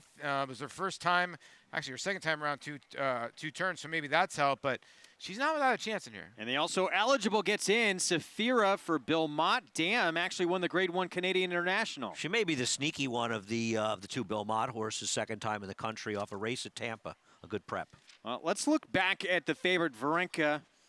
No question, the one to beat. Families enjoying their time here over the weekend, Mother's Day weekend. Just hope to keep that child away from our director, Migliore. Why? Wouldn't you want to keep your children away from him? You want to keep everyone away from Migliore. Can you blame Here me? is Varenka in action. Look, if she can repeat any of the last 2 or 3 performances, she's no question the one to beat. Well, the thing is, you've got a Shug McGee horse that's Dam was a $500,000 winner in the turf, who got a prep on the dirt in the 8 Inspector Havers. You've got a firster Scat Daddy, Structural Deficit for Chad Brown that cost a bunch of money. So yeah, of the horse that ran, she's the one to beat. But at least in the turf. But you've got some horses in here, particularly in the 4 and 8, that have every right to be prety good on the turf. The thing about Varenka, she's never really caught a firm turf course going long. I mean, excuse me, only one time that was going short. Every other time she's caught a turf course with some giving it. Although when she ran against Newspaper of Record, it was probably her best effort running second here over this racetrack. So and she didn't have the best of trips, frankly, in the Breeders' Cup. I mean, listen, I'm not trying to knock her, Greg, at all. I'm just wondering if some of these first-time turfers could be good. I don't think she's any sort of lock in this race at all. But she was good. Listen, you compare her 2-year-old turf form to any turf form in this race, many of those that tried the turf, and she's supposed to just drown them, I mean, basically. The huge draw in is the 13 because, Junior Alvarado was supposed to be on another horse in here. He stays on the 13, and the Tampa races have been very, very good. So I would think that horse has got a little bit of a look here at 14-1. He'd be one of my long shots. This horse was 3.5-1 first time out. Yeah, there she is. Daughter of Street Cry out of a Montjou mare, Sarah Lynx. We talked about the dam. Won the Grade 1 Canadian International on grass with more in Saphira. Let's go to Maggie. And I thought this filly was quite interesting here, guys, as Junior Alvarado will ride her as she draws in off of the AEs for Bill Mott. And watching that last race, her first in the country, I thought she just kind of got caught a little bit behind the 8-ball, where the 1-2 finishers got the jump on her that day at Tampa. And it was her first start off of a layoff. She's really fit here. Great coat on her. I like her in this spot. I think she makes a lot of sense. Now, Eric Kunsell will ride Bill Mott's other horse in here. That is Sansaria. As you heard Andy say earlier, did no running in her first start. She was away slowly. She just looked like she was out there kind of for a joyride and just to get experience. And a lot of times you will see these Bill Mott horses improve and just become much more professional in their second starts. Now, those shortcut blinkers do go on. And I didn't want to like her because she didn't do any running. You know, she's probably the lesser of the two Bill Mott horses, but my eye just kept going back to her. She's just really fine-tuned and fit-looking and a really athletic type of looking horse. As we'll see what she does here. She'll be a decent price. As Paul was talking about number 6, Palace Athene, I thought it was intriguing that John Terranova gets Joelle Rosario on this filly, and she's a big, lumbering, strided horse, and that just indicates automatically to me in my head turf meant, obviously, pedigree would say so as well. But I like her. Yes, she might need a start, but then again, John Terranova's been able to fire with first-timers, especially on the turf, Greg. She is 18-1, so maybe some intriguing long shots there. Maggie also mentioned the 5, second time out, the other Bill Mott runner. So, daughter of Australia, Galileo, son. I didn't do any running first time out at all, but did get bet. Well, we saw a Bill Mott second-time starter improve dramatically with similar running line here the other day at a big price on the show. So here's Inspector Havers. Should love the turf. Debuted on dirt, sprinting. Now comes start number 2, and talked about the damn criminologist. She won the Boghei. She was a multiple Grade 3 winner on the turf. She was trained by Shug McGahee. She won 8 of 16 starts in the turf. She's also the dam of Inspector Lindley, who we saw win a stake at Aqueduct and is a graded stakes winner. She's produced 3 turf winners from 4 to try the turf. And this is classic Shug, running this horse in a dirt sprint first time. It's just clearly a prep. Get a race into the horse, get some experience into her, and then bring her here, put her right in the grass, surface she belongs on, and she is dangerous, and she's a huge price. The horse that's getting bet, that's the sneaky horse right now, is the 9. Tip at Tap It, and I don't get it. Maybe Johnny V back on with the blinkers, but Works in the Morning obviously have tipped this horse off because 12-1 on the line down to 5-1. I don't see it. I think the 3 and the 4 are the horses to beat. I use the horse, but I don't know about 9-2. Yeah, she's a dramatic underlay. And the interesting thing is she got bet against Newspaper Record in her debut, considering Newspaper Record a big favorite, and maybe she didn't handle the yielding going. But then last time out, she had a perfect trip and just a great ride by Eric Cancel and nothing in the stretch. Maybe she'll improve and maybe firmer going, but I agree with Paul. 5-1 right now, she's too short. That stretch run, certainly second time out, it was not that impressive. No, she got, listen, if she won that race or finished second with a winner, I could be like on a beach somewhere with a pina colada. Instead, I'm here with you guys. You do see some flashy drills, though, yes. And sometimes they turn that corner 2-3. Well, Paul's also right. She may be a bet because she's a clocker horse a little bit. Yeah, she could be a clocker horse, yeah. We are getting set. Race 8 here for Belmont Park. Start of the late pick 4, the voice of horse racing's Triple Crown with the call. Larry Collmus. Just a couple more to move into the starting gate here. Palace Athene, who is just a bit hesitant to step up to line, will be the next one. She goes in, and that'll leave Saphira, who steps forward and in, and they're all in line.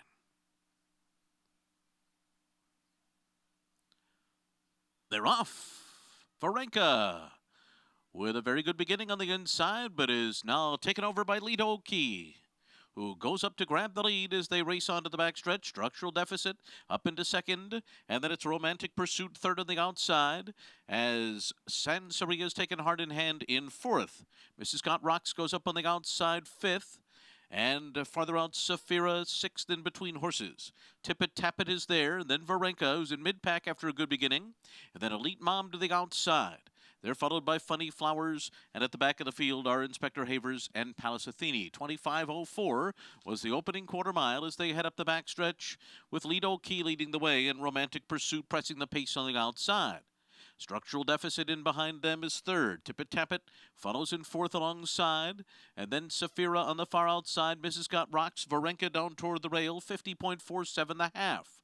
Break of another two back to San Saphira, who's got 6 lengths to make up. Then Elite Mom outside of Funny Flowers. And Inspector Havers is at the back with Palace Athene.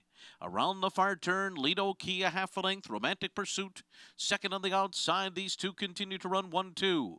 And then it's Tip It Tap It. Structural Deficit puts in a bit on the inside within 2.5 lengths of the lead and going pretty well at this stage of the race. A wide run for Saphira. In behind them, Mrs. Got Rocks and Varenka bottled up on the inside. They're into the stretch. Romantic Pursuit takes the lead from Lido Key. These two still 1-2 as they arrive in mid-stretch. Here comes Structural Deficit with her run. And farther out, Varenka is unleashed, and Varenka just rallies up on the outside, takes the lead and takes off for the wire. Varenka finishing strong and in hand under the wire. Romantic Pursuit was second. Structural Deficit ends up third. Then Mrs. Got Rocks. What stakes race are we going to see her in next? That was impressive from Varenka. Very quiet to the wire under Javier Castellano. She just crushed this field. I mean, wow. There's some nice looking horses here. Structural Deficit actually got a very good trip in here and angled out. She didn't finish that well. This was very impressive. Well, maybe he tries to wonder again with her, which we run, I believe, on the Thursday, and she'd have to run against Newspaper Record again. She just exploded here. You know, she was trying to see if the 4, the first-time starter, was going to go, and he just couldn't wait anymore. And then she tipped outside, and you're right. Jose Ortiz did a great job on the floor, got a great trip, but just the 3 just canters home. The top 3 fillies in this race can flat out run. The 12's a different horse on the turf, and I thought she outran her odds. But this was a good group that she just demolished, and I think all these fillies are there. Look at this. Yeah, all these fillies are going to run and do some special things. And Varenka got her win, and this is going to give her a lot of confidence. Look at her. She's really striding out. She's just in hand. As easy as you can win. Well, if they do wind up matching up again for what would be a 3rd time, Newspaper Record in this one. Newspaper Record, obviously, extremely talented. She's going to see a different filly here, though. Yeah. Well, maybe just getting out of the shadow of Newspaper Record makes her look pretty good. Yeah. But she was very good today. It just shows you in the sport horse. I know the 12 got beat easily by the 3, but the 12 really 16 buyer at 3-1 on the dirt. Completely different animal on the turf. 6-5 favorite Varenka. Very impressive to get that maiden score. Took her 5 starts to do it, but looks like she has come back a completely different runner as a 3-year-old filly. That was impressive. 312, 410 prices when we come back. We're going to take a break. You're watching America's Day at the Races. We'll be back. This proven son of Giants Causeway has sired 4 millionaires, including Claiborne Farm stallion Lee. Recent top runners include 4-time graded stakes winner Miss Sky Warrior, 3-time graded stakes winner Sharp Samurai, multiple stakes winner Bal Harbor, and Dubai Group 3 winner Shamal Nibras. Last year, his 2-year-old sold up to $540,000, while his yearlings fetched up to a whopping $575,000. First Samurai, standing at Claiborne Farm.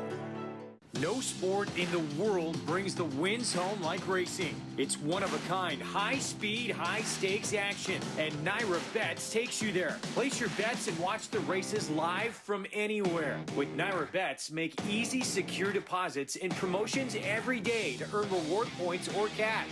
Download the NYRA Bets app or visit NYRABets.com. Sign up now for a $200 new member bonus with promo code LIVE at NYRABets.com.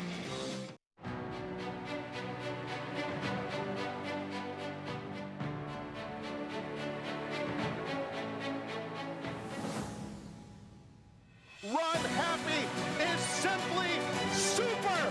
He polishes off an outstanding campaign with a dominant victory in the Malibu.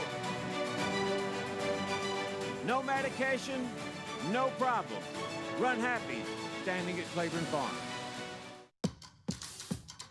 He's bred to lead. His name is Commissioner. Elliot, I can't wait to see the Commissioner foals run this year. He was always one of the best foals we had. He was always one of the best yearlings we had. He was a maiden special weight winner at 2 at Saratoga. He went on to be a multiple graded stakes winner, and he's the last classic place son of APND. Let me tell you, they looked the part at the sale. He's by APND. He's got a bottom side to boot. He's got every chance. I'm really excited about this crop.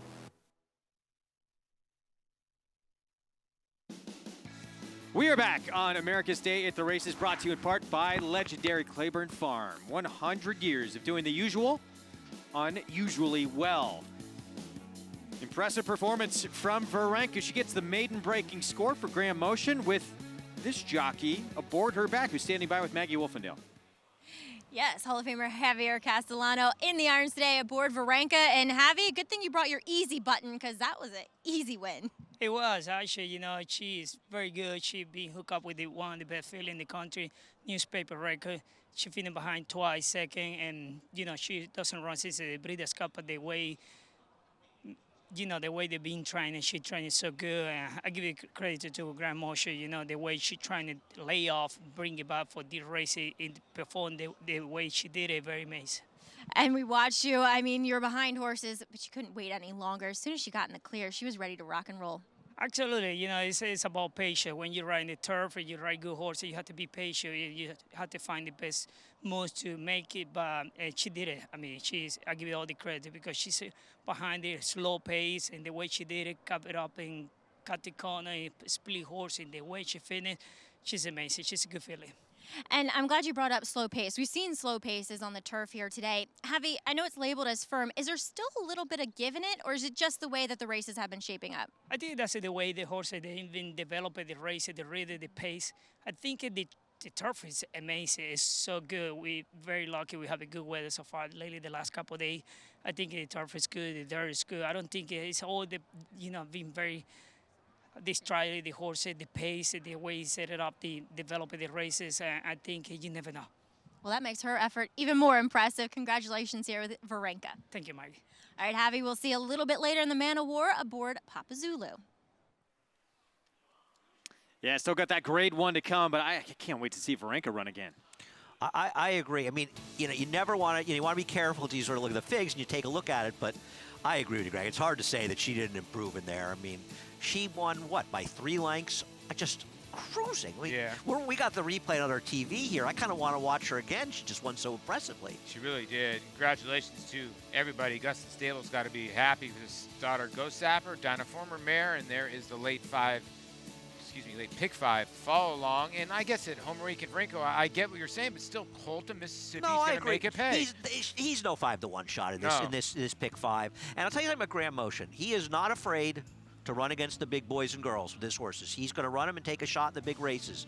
And I think we'll see her take on some of the bigger horses and see if she belongs. Look who's favored coming up in the Runhappy. Next up at Belmont, the horse who just was lights out the last time he was here in the Dwyer. Firenze Fire 107 Buyer. He romped by 9 lengths that day. Yeah, he runs his Dwyer, he's going to win. He also is not likely to be favored based on the multi-race bets. Can I lock in Skylar's Scramjet right now at 10-1? No, you cannot. But if you can, I got some cash, and I'd like to get a little of that too. Well, Runhappy's track record performance at the Breeders' Cup Sprint at Keeneland, that capped off a championship season that concluded to that point with 5 consecutive victories. Of course, his new home and career is at Claiborne Farm in a stall that is reserved for only the best of the best.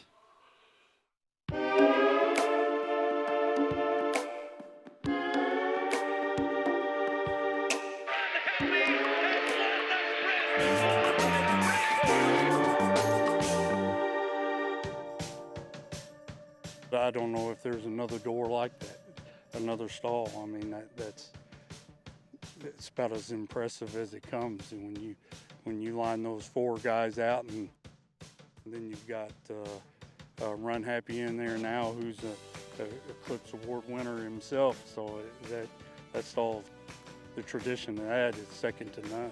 Runhappy probably doesn't need any introduction. Everyone knows who Runhappy is. A generational type kind of horse. They don't come around very often. He set the track record in the Breeders' Cup Sprint. Runhappy has won the sprint! A new track record. You know, he was unbelievably fast and talented, and we're seeing that through his foals. He's a fun one to be around. He's got his quirks. He is true to his name of Runhappy. He loves run, eat, sleep, run happy. So he lives to his name full extent. He really loves his peppermints, apples, basically any kind of treat there is out there, he's all about it. There's days where we'll be doing a tour, he'll be across the paddock and he'll hear that ruffle of peppermint, and he's coming right across the paddock. A story that I find interesting that someone asked me about the other day, Warfront and Blame, who are two good sires in my opinion, they never produced a chestnut horse, and so far neither is Runhappy. So if that's any indication, which hopefully it is, he's going to be a really nice sire.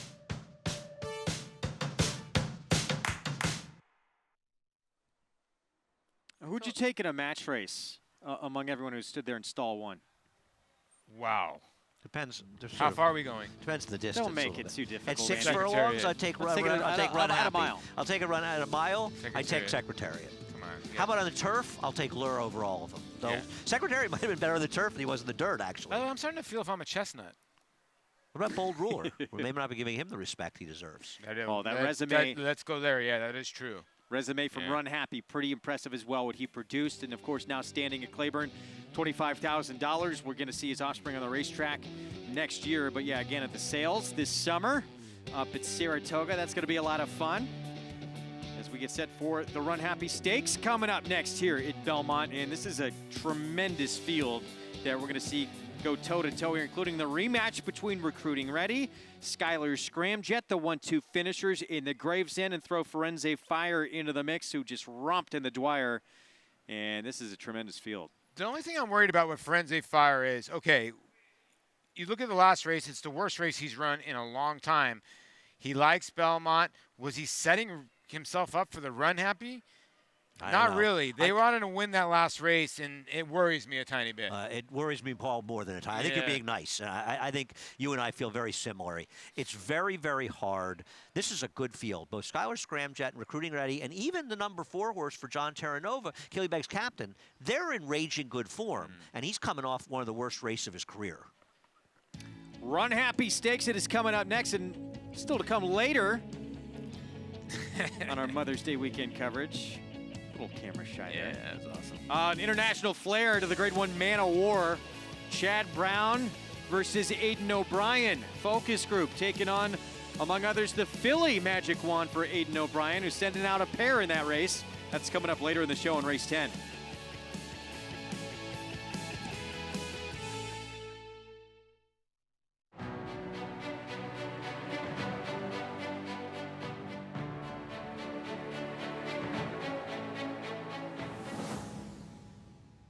Runhappy is simply super. He polishes off an outstanding campaign with a dominant victory in the Malibu. No medication, no problem. Runhappy, standing at Claiborne Farm. It's America's original sport, and no one covers it better than americasbestracing.net. From the sport to the lifestyle, the best races, horses, and destination venues, cocktails, gambling, fashion, and more. americasbestracing.net is a sport for you. Live it, love it, bet it.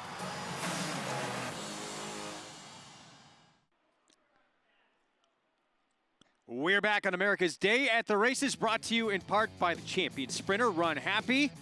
Raced medication-free throughout his career, never lost while sprinting, perfect 7 for 7, and of course now stands for $25,000 at Claiborne Farm. And Firenze Fire has run right by Mendelssohn. Firenze Fire has taken the lead, and he's taking off here. He's opened up 5. 7 Trumpets and Mendelssohn battling for second. Rugbyman is 4th. Behind Firenze Fire, and oh, he's just rolling home. Oh, he was so good today. Well, Jason Service said, look, we got Derby fever out of our system. That is what they wanted to do with this horse all along. 1 turn mile, and boy, did he show up in the Dwyer last summer here. Well, it's arguably his 2 best races are 1 turn miles, right? He beat eventual champion Good Magic when he won the Champagne 2 years ago, and then he ran that race in the Dwyer. And he did win at 6 furlongs today's distance in the Gallant Bob, a graded stakes at Parks. But Paul, I can't get past his last. Yeah, his last race is confusing. He had the outside post. He was your favorite, and he wasn't your heavy favorite, and he should have been that day. He didn't really get bet that much. Jason's still clicking at a high percentage. The horse loves this racetrack, and I honestly thought he'd be a little bit better than 6-5, and I still can't believe Skylar Scramjet is 7-1. Time for a Paddock report. We're going to head downstairs to Maggie Wolfendale. Couldn't agree with Paul more, as we'll check in though with number 3, that is Firenze Fire, as he comes back in off of a very disappointing effort at Tampa. Now, he does get back to these New York tracks in which he's shown an affinity for, and I gotta say, once again, guys, now looking at him as a 4-year-old, he looks even better than he did last year. He's bulked up even more. He was kind of hinting at that when I had seen him down at Churchill for the Breeders' Cup Mile, a dirt mile that is, and I mean, I know that last effort was bad, but he's giving me every indication, at least here in the paddock, that he can get back to his good efforts. As we'll check in with number 2, Skylar Scramjet, 3rd off of a bit of a layoff. And to me, in his last 2 efforts, which were in graded stakes at Aqueduct, just didn't look quite as fit as I'd like him to see. Now, he really does. I mean, he's defined, and I like when they put the tack on him. He's kind of got puffed himself up again. He's getting sharp. That's typical of Skylar Scramjet when he puts in his good efforts. He's kind of quiet now before they tack him up, and then he gets he gets his game face on as move forward there, buddy. As I'm talking about him, he's ready. As we'll take a look at number 5, that's Recruiting Ready. Now, truth be told, I've always had a soft spot for Recruiting Ready, as Stan Huff looks to get his 2nd stakes win on this card. I mean, I don't have enough good things to say about this horse. He looks tremendous. And, you know, historically speaking, he hasn't run that well at Keeneland in the past, as he does come off of a 4th place effort in the Commonwealth. And he gets back here to Belmont. He's had some success here in the past. I just like this horse, guys. I mean, and 2, what I like as well is that, yeah, he probably does need the lead to put forth his best effort, but I think he's capable of possibly rating if he needs to. I'm not saying he has to here. He's probably looking for the lead, but he looks fantastic, and I like what I'm seeing from Mr. Recruiting Ready here in the Runhappy. He's a picture in the paddock right there. It's about as good as you could look. Of course, that's a look at Rajiv Mirage. He's going to be on board Skylar Scramjet, who Recruiting Ready held off back in the Gravesend. And in that race, it was actually Dylan Davis aboard that day, and he elected to not try and battle him up front. But I wonder almost if Michelle Nevin will be happier sometimes to do that. She seems to always get in spots where she draws inside the other speeds and gets dragged into races. But you're right. If she lets Recruiting Ready, or he, Skylar Scramjet, she, Michelle Nevin, the trainer, if Recruiting Ready gets too much of a jump on this horse, he might not be able to catch him, much like the other race, Greg. Yeah, and the wild card horse in this race is the 4, Killybegs Captain, because he's been able to go 21.44 before, 22.44. Will he show that speed? He's also been able to rate. Depends what Castellano wants to do. But there you see Skylar Scramjet, and he's passed horses before, and he was coming at Recruiting Ready there towards the end. But did the 7 furlong race give him enough underneath him to maybe rate again, or is he just going to have to fire from the get-go? I don't know. It's a tricky situation. Yeah. I think this was an odd race. By the way, this was one of the best rides of the entire year by Rajiv Mirage, because he drifted badly in the backstretch and he kept World of Trouble out in the middle of the track. He managed to slow the pace down. It's like he was riding like 3 different horses in the race, and he really gave this horse his best chance, and he got a very narrowly beaten 2nd in a Grade 1 behind one of the best sprinters in the country. A very different situation today, but there's no doubt this horse is talented enough to win this race. Well, yeah, you're right. You're running against a horse, a World of Trouble, demolished in the Breeders' Cup Sprint on the turf. Skylar Scramjet has showed me the last 2 times off the pace where he's shown some fight. So maybe he doesn't need to get pushed towards the lead, but he's going to have to at least early to get position.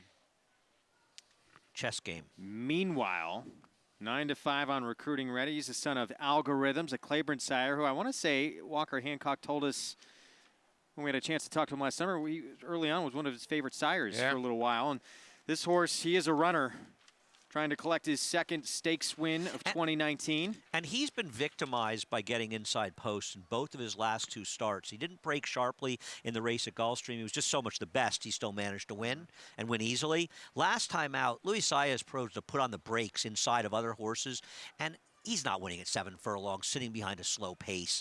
And he actually didn't run that badly, but the race didn't work out for him. And I really think he's helped with breaking outside of any potential speeds in this race. Get signed up, get started, play this race and all the races that we show you each and every day with NYRA Bets. Download the NYRA Bets app or go to NYRABets.com. New members, when you use the promo code LIVE, get a $200 new member bonus when you bet $200. Bet any track, anywhere, anytime at NYRABets.com or with the NYRA Bets app. Post-parade coming up for the Runhappy. And compact field, but it is packed with quality here on this Saturday afternoon as we look at Ready to Escape. Source was 20-1 morning line, 10-1 right now, and he moves to a new barn. A private purchase who has talent, but maybe not this good, and he's a horse who has trouble getting out of the gate. He gets a very poor post for that problem. Skylar Scramjet, here he is. He faced Recruiting Ready in the Gravesend. He came up a head short. He's a horse that loves the gate, actually. He always usually breaks right on top. We'll see what Rajiv Mirage does early. Does he push the button early, or does he try to rate this gray? By a mile, the best performance of this horse's career came right here at Belmont last summer in the Dwyer Firenze Fire. Has to rebound from an uncharacteristically poor effort in his 4-year-old debut. Can he get the pace he needs?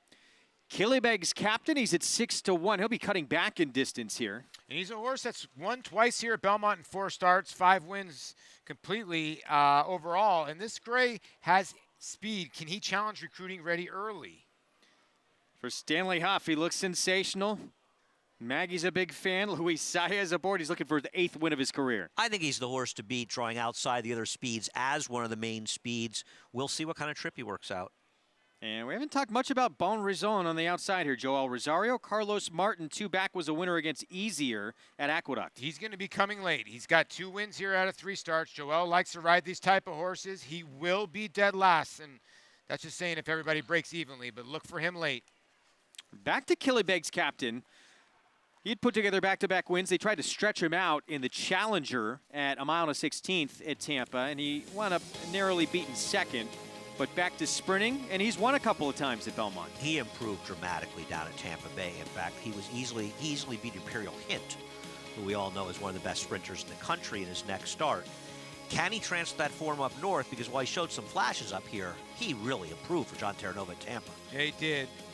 The flash that you're talking about is July 8th, 2018, ran a 90 buyer and a good second-place finish, and he needs to get back to that. He does have 2 wins here, and he has a little speed. Now he's cutting back in distance. Maybe that will help him a little bit.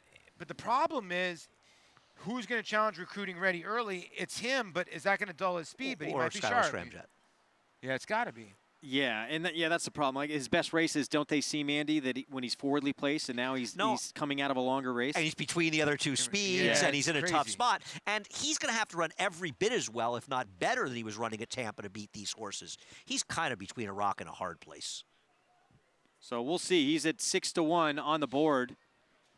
Killybegs captain, as we take a look here at Bon Raison, 2 for 3 at Belmont.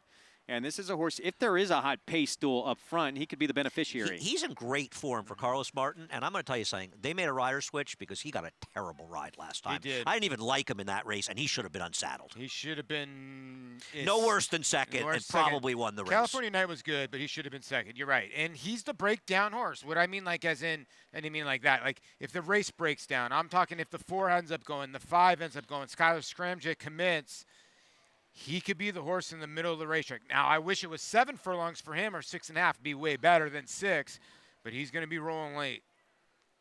9-1. He just may not be quite good enough, but Yeah. he's okay, this horse. I don't think he should be totally dismissed. I'll be honest with you. In some ways, I like his chances more than Killybegs captain, because you say maybe the race comes apart a little bit, and that could fall in his lap a bit.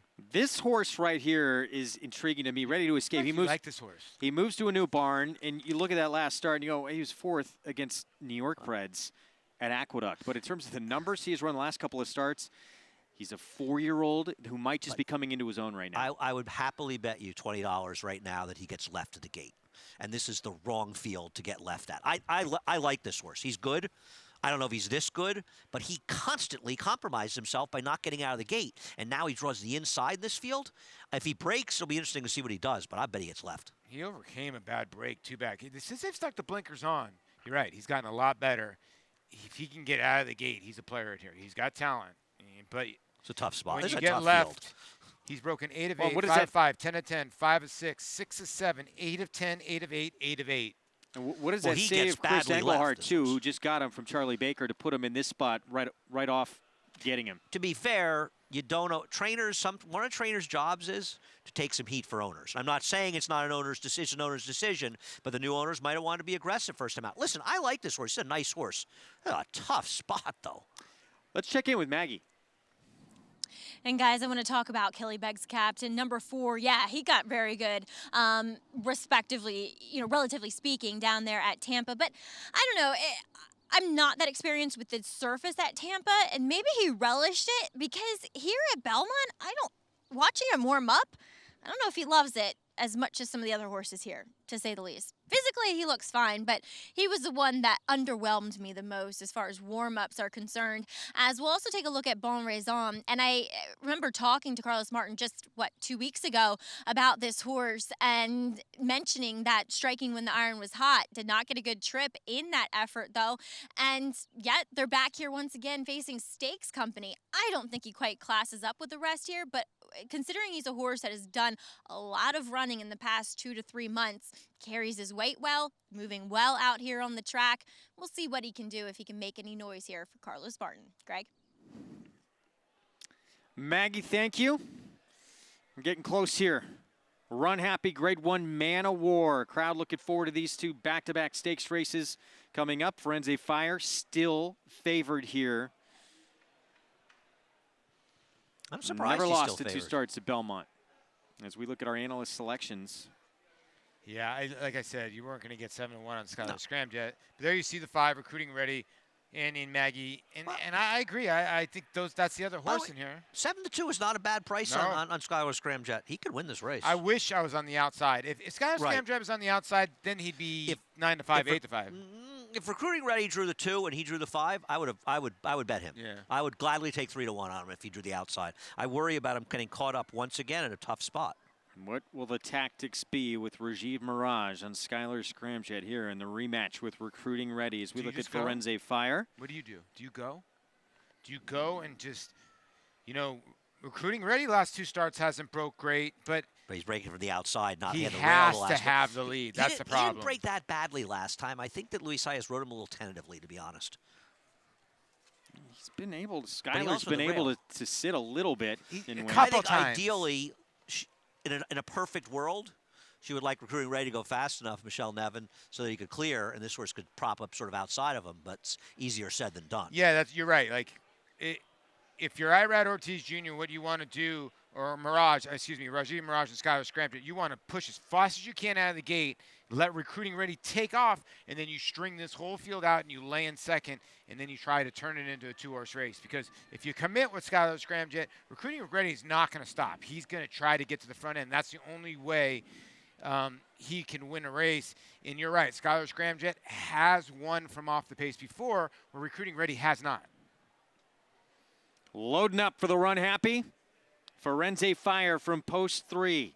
His last visit to Belmont. The entire horse racing world was talking about that performance. 107 Beyer, 9-length score. There he is, moving in line with Irad Ortiz Jr. Can he do it again here? Remain perfect at Big Sandy. The Runhappy. Let's go upstairs for the call. Larry Collmus, take it away. Recruiting Ready and Luis Saez moving into the starting gate. Will be followed by Bon Raison, who will take the outside stall. And they're all in line.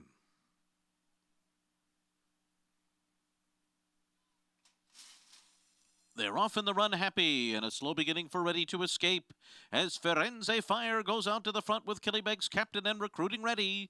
These three speed out to the early lead. Skylar Scramjet is 2.5 lengths off of them as they race for the far turn. And then it's Bon Raison and Ready to Escape on the inside. Now it's Killybegs Captain who's taken the lead, and Recruiting Ready goes right with him through this opening quarter mile. Firenze Fire is off the pace after 22.44 quarter, and now 2 lengths from the front.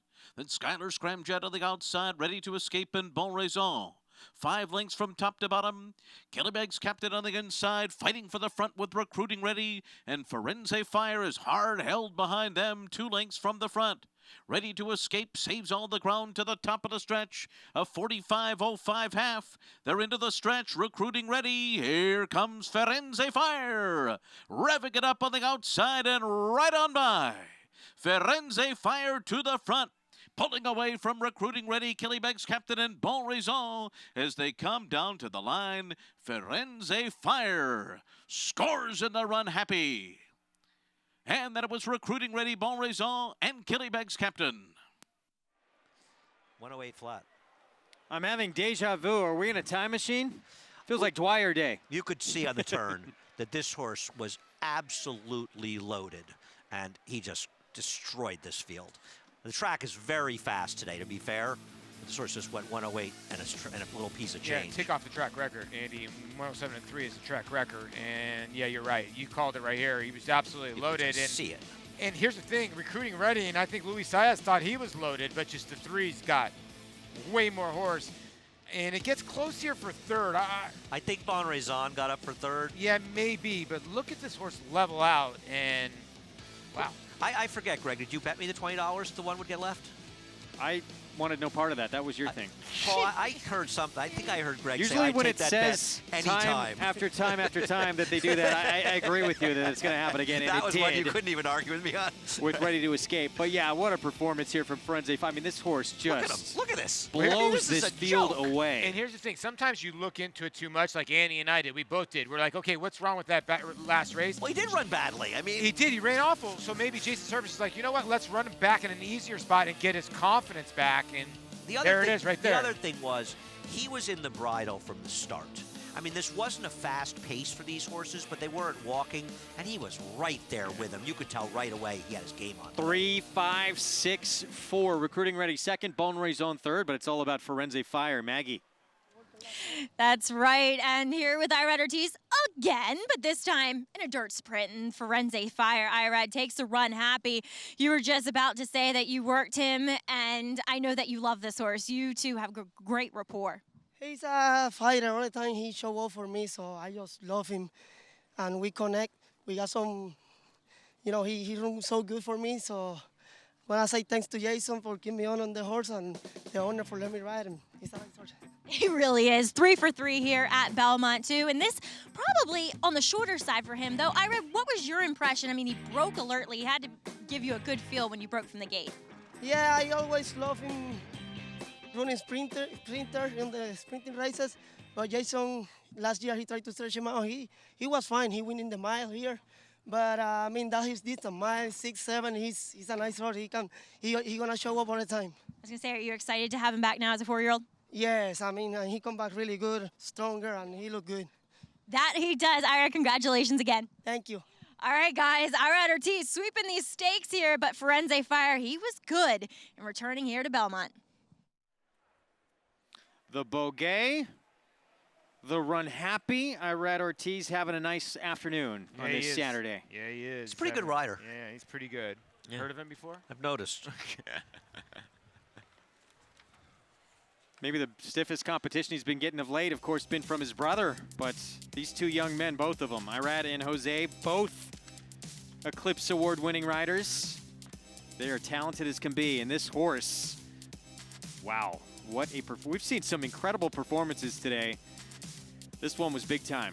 Yeah, you know, he's still a 4-year-old colt by Poseidon's Warrior out of the Lengthier Mare, My Every Wish. So the Breeders' Cup Sprint, they went into last year the Breeders' Cup Mile because it's a one-turn mile. I would think they go in the Sprint this year because it's at Santa Anita. Well, here's a question. Is he going in the 6.5 furlong True North, or is he going to try the big one in the Met Mile? I think he runs in the Met Mile, and I think they're supposed to. I think he's chance in the Met It's the Mile. race of the year. Yeah, when it comes, especially after what he did in the Yeah, Dwyer, which right. was at a mile. We know he loves this racetrack. Grade 1 winner at a mile. Yeah. They feel that's his best game, one-turn miles, so that would appear to be the spot. But options, wow, this is just a lights-out performance from Firenze Fire, Jason Service, Mr. Amore Stable, and Irad Ortiz Jr. Let's take a look at the NYRA Bets Late Pick 5 follow-along. And started off, bit of an upset. Horse was actually 12-1 morning line, Colt, Mississippi. For those watching on Fox Sports Prime Ticket and Fox Sports San Diego, we need to say goodbye. You can see what happens in the final leg of the NYRA Bets Late Pick 5 and in race 11 on the NYRA Bets app. We are back tomorrow on both those networks. Just Fox Sports Prime Ticket, excuse me, from 4 to 6. Okay. So we'll see you tomorrow on Fox Sports Prime Ticket, 4 to 6 Eastern Time. And again, go to the NYRA Bets app, see how this card concludes this afternoon. Firenze Fire in the Runhappy, not far off the track record. As he gets back to his winning ways, he's 3 for 3 at Belmont.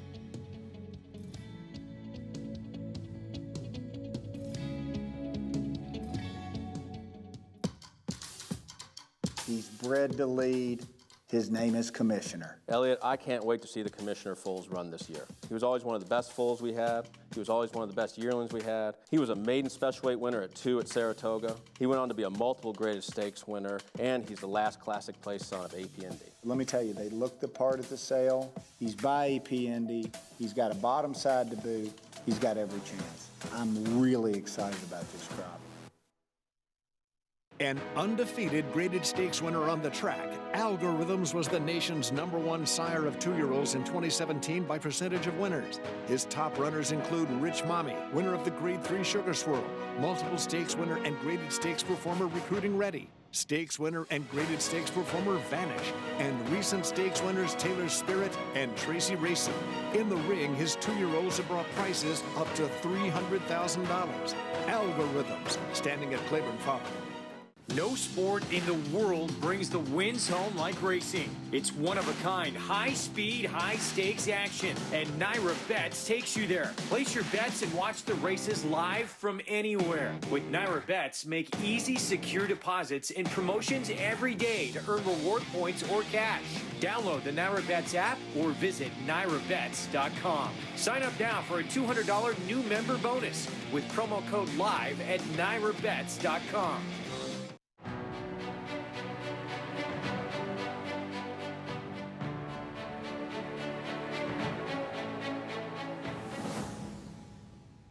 Runhappy is simply super.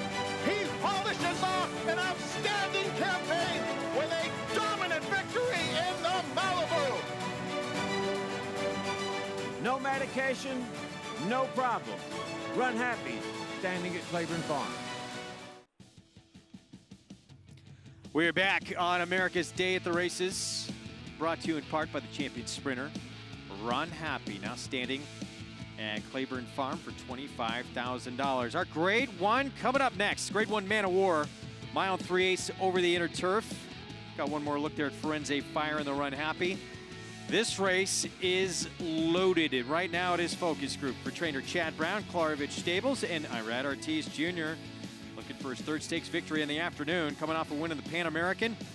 Trying to get it done again in a very good group. Aiden O'Brien sending out a couple runners as well, and Huntinghorn and Magic One. Much more in this race coming up in just a little bit. Well, we all appreciate the tremendous, incredible athletic ability of these horses that we see run each and every week, but these horses can also serve a far greater purpose off the racetrack, and a great example of that is with the Man of War project. This project is out to help determine the effectiveness of equine-assisted therapy in treating veterans diagnosed with PTSD. For 6,000 years, horses have been one of mankind's greatest allies, accelerating transportation, in agriculture, and in warfare, and of course entertaining millions at racetracks across the globe. But just west of the Hudson River at the Bergen Equestrian Center in Leonia, New Jersey, retired racehorses are finding a new purpose as companions in psychotherapy with the Man of War Project. Led by philanthropist and longtime horse owner Earl Mack, himself a veteran, the project aims to heal veterans who suffer from post-traumatic stress disorder. Equine animals, especially retired racehorses, could help these veterans that suffer from PTSD, these veterans that gave their lives for us, that risked their lives for us, that are our heroes. PTSD affects nearly 1 in 5 veterans, and the Man of War Project presents a new treatment alternative.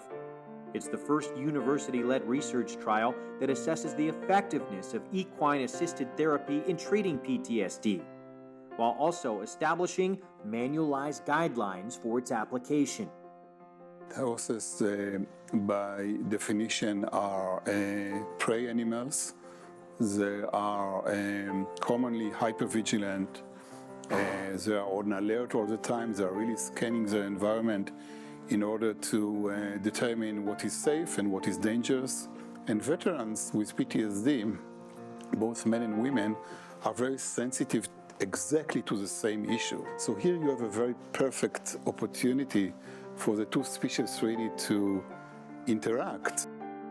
Horses make great companions for this type of treatment because of their unique ability to mirror and respond to human behavior. I mean, I'm not a small guy. I was in the infantry for 10 years. I, carried a couple hundred pounds on my back, and these animals are massive animals. They even intimidated me the first time I came to see the program. You get in the ring with one of these horses and but it's really interesting to see the way that the horses actually reflect those same emotions when they see a human coming towards them.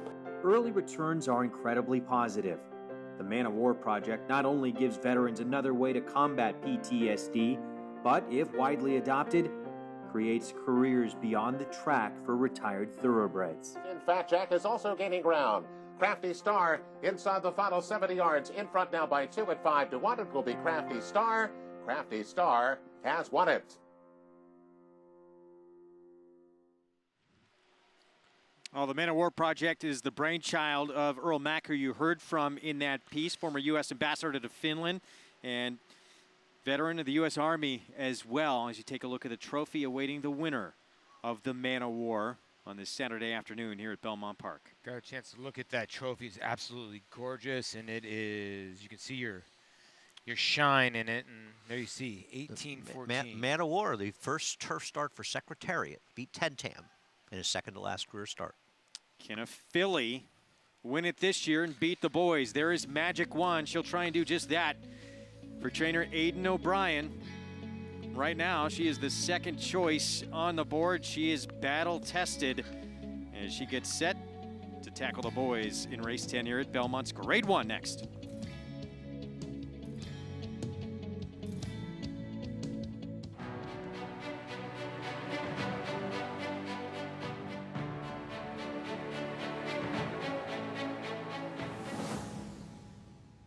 Runhappy is simply super. He polishes off an outstanding campaign with a dominant victory in the Malibu. No medication, no problem. Runhappy, standing at Claiborne Farm. No sport in the world brings the wins home like racing. It's one-of-a-kind, high-speed, high-stakes action, and NYRA Bets takes you there. Place your bets and watch the races live from anywhere. With NYRA Bets, make easy, secure deposits and promotions every day to earn reward points or cash. Download the NYRA Bets app or visit NYRABets.com. Sign up now for a $200 new member bonus with promo code LIVE at NYRABets.com. Down to the final furlong now, and it's Cape Blanco in front. Mission Approved fights on. Gio Ponte is third with time running out. Jamie Spencer is all over. Cape Blanco drifting to the outside, but still holding on. Gio Ponte, not today. The day belongs to Ireland and Cape Blanco. Cape Blanco back in 2011, denying Gio Ponte, trying to become the first to win this race in 3 straight years. Not to be. Jamie Spencer getting it done, denying the 2-time reigning turf champion. Yeah, Gio Ponte, one of the few horses to win a Grade 1 over a synthetic and turf, and probably should have won the Clark over dirt as well. So he beat a quality racehorse. What synthetic Grade 1 did he win? It eludes me, but I'll tell you what, he ran very well in the Dubai World Cup in synthetic one year. I'll tell you that. He was second to Zenyatta. He was. He was. Classic on synthetic. As we take a look at Magic Wand, the filly for Aidan O'Brien. He's going to have a couple of shots to try and win it again here off Hunting Horn as well. But this was in the Pegasus. This was against the boys. And boy, did she run good. She ran very well. It was an exceptional ride, too. I mean, he saved all the ground, split horses, and, you know, the horse who finishes third behind him, he's passing right now, is Delta Prince. So while we've seen Bricks and Mortar come back and win a Grade 1 in 2 successive races, we also Delta Prince, the third-place finisher, win the Grade 1 Makers 46 at Keeneland. 7-2 on the filly. Coming out of the Dubai Shima Classic when she were in 5th in that spot. That's a lot of travel. It is. Well, she goes back to Ireland, obviously, but still, 6 weeks, 42 days. You wonder if she'll show her best in there. And, I wonder the way they're shipping her. Are we going to see more of her in the States this year? I wouldn't be surprised to see more of her. Here's Aidan O'Brien's other runner. This is Hunting Horn, the 4-year-old colt by Camelot. And coming also out of the Dubai Shima Classic, ran 4th in that race. Yeah, he's been a bit of a disappointment. Feels like he's a cut below these horses. Could he be somewhat of a pace setter in here? Yeah, that could be actually. Just a thought. Yeah, it could be a good thought. I can't see where they're going, but the 6 is the one that's taking all the money. Focus Group. Interesting. Look at the pick 5s. Focus Group and the 5-horse Magic Wand very close in price. 2 for 2 at a mile and 3/8 for Focus Group as we take a look at last time out. Grade 2 win in the Pan American at Gulfstream. How about this ride? I will say that in fairness, first of all, this was the first race off a layoff, so he has a right to improve off of that, and he figures to. And also, a closer like Focus Group, these kind of horses, they get better momentum on the outside. Now, you don't want to deny that he saved all the ground, which really helped. It was an exceptional ride. I thought he lost. I was certain he won. Barely won I that. was certain he lost that race. Let's go downstairs for Paddock Report. Check in with Maggie Wolfendale. Grade 1 Man of War field saddled, ready to go. As we'll take a look at your current favorite, number 6, Focus Group, as he'll look to get back on track here. I should say back on track at least here in New York, at least. But he's coming in off of a win at Gulfstream Park and going 1.5 miles, today's distance. Look, I like him, but I feel like there's other options in here. And maybe he wins. He could very well do it. But there's some good-looking horses in here, and namely the filly in here. That is Magic Wand. As Andy said, maybe she's gearing up to stay more stateside. Well, she ran a few times stateside as well, and I got to see her for the Breeders' Cup Filly and Mare Turf, and she just didn't look that great that day. She still ran incredibly well, finishing 4th, but she looks way better in the flesh this time around. I mean, her coat is rich and hydrated. She's very fit and defined. She's carrying more muscle mass. She looks stronger overall. I'm excited to see what Magic Wand puts forth here at Belmont Park. Now, second off of a layoff is number 4, Arklow. He'll be making his, well, I hope he'll stay with Florent Giroux this time around. But he looks fantastic. This is a big, just robust looking type of animal, and I like that. I mean, it is indicative of an arch, but he could very well take another step forward here as a 5-year-old. That's when the horses tend to hit their physical peak, and he certainly has in a pretty impressive type of way. So I think he is fit. He is ready to go. As we'll check in with number 8, that is Channel Maker, who, albeit somewhat cold on the board, as he was our Turf Classic Invitational winner of last year, and then he just hasn't run that well since. Looking at him physically, he looks great. He looks the same as he did going back to that Joe Hirsch, dappled head to toe, carrying great weight. I will say the pep, though, is out of his step. He's just very, very quiet. This is a horse who used to get a little bit more into the bridle, a little more on the muscle, and he's not here today. I don't know if that means anything at all, but also the board is saying that you might want to stay away from Channel Maker, though. We'll see what he does here in the Man of War as they are on the walking ring, Greg. Grade 1 winner. In fact, right here at Belmont. That came on a soft turf. He's 6-1 morning line. He's 7-1 now. We're going to take a break. Grade 1 Man of War coming up next. Stay with us.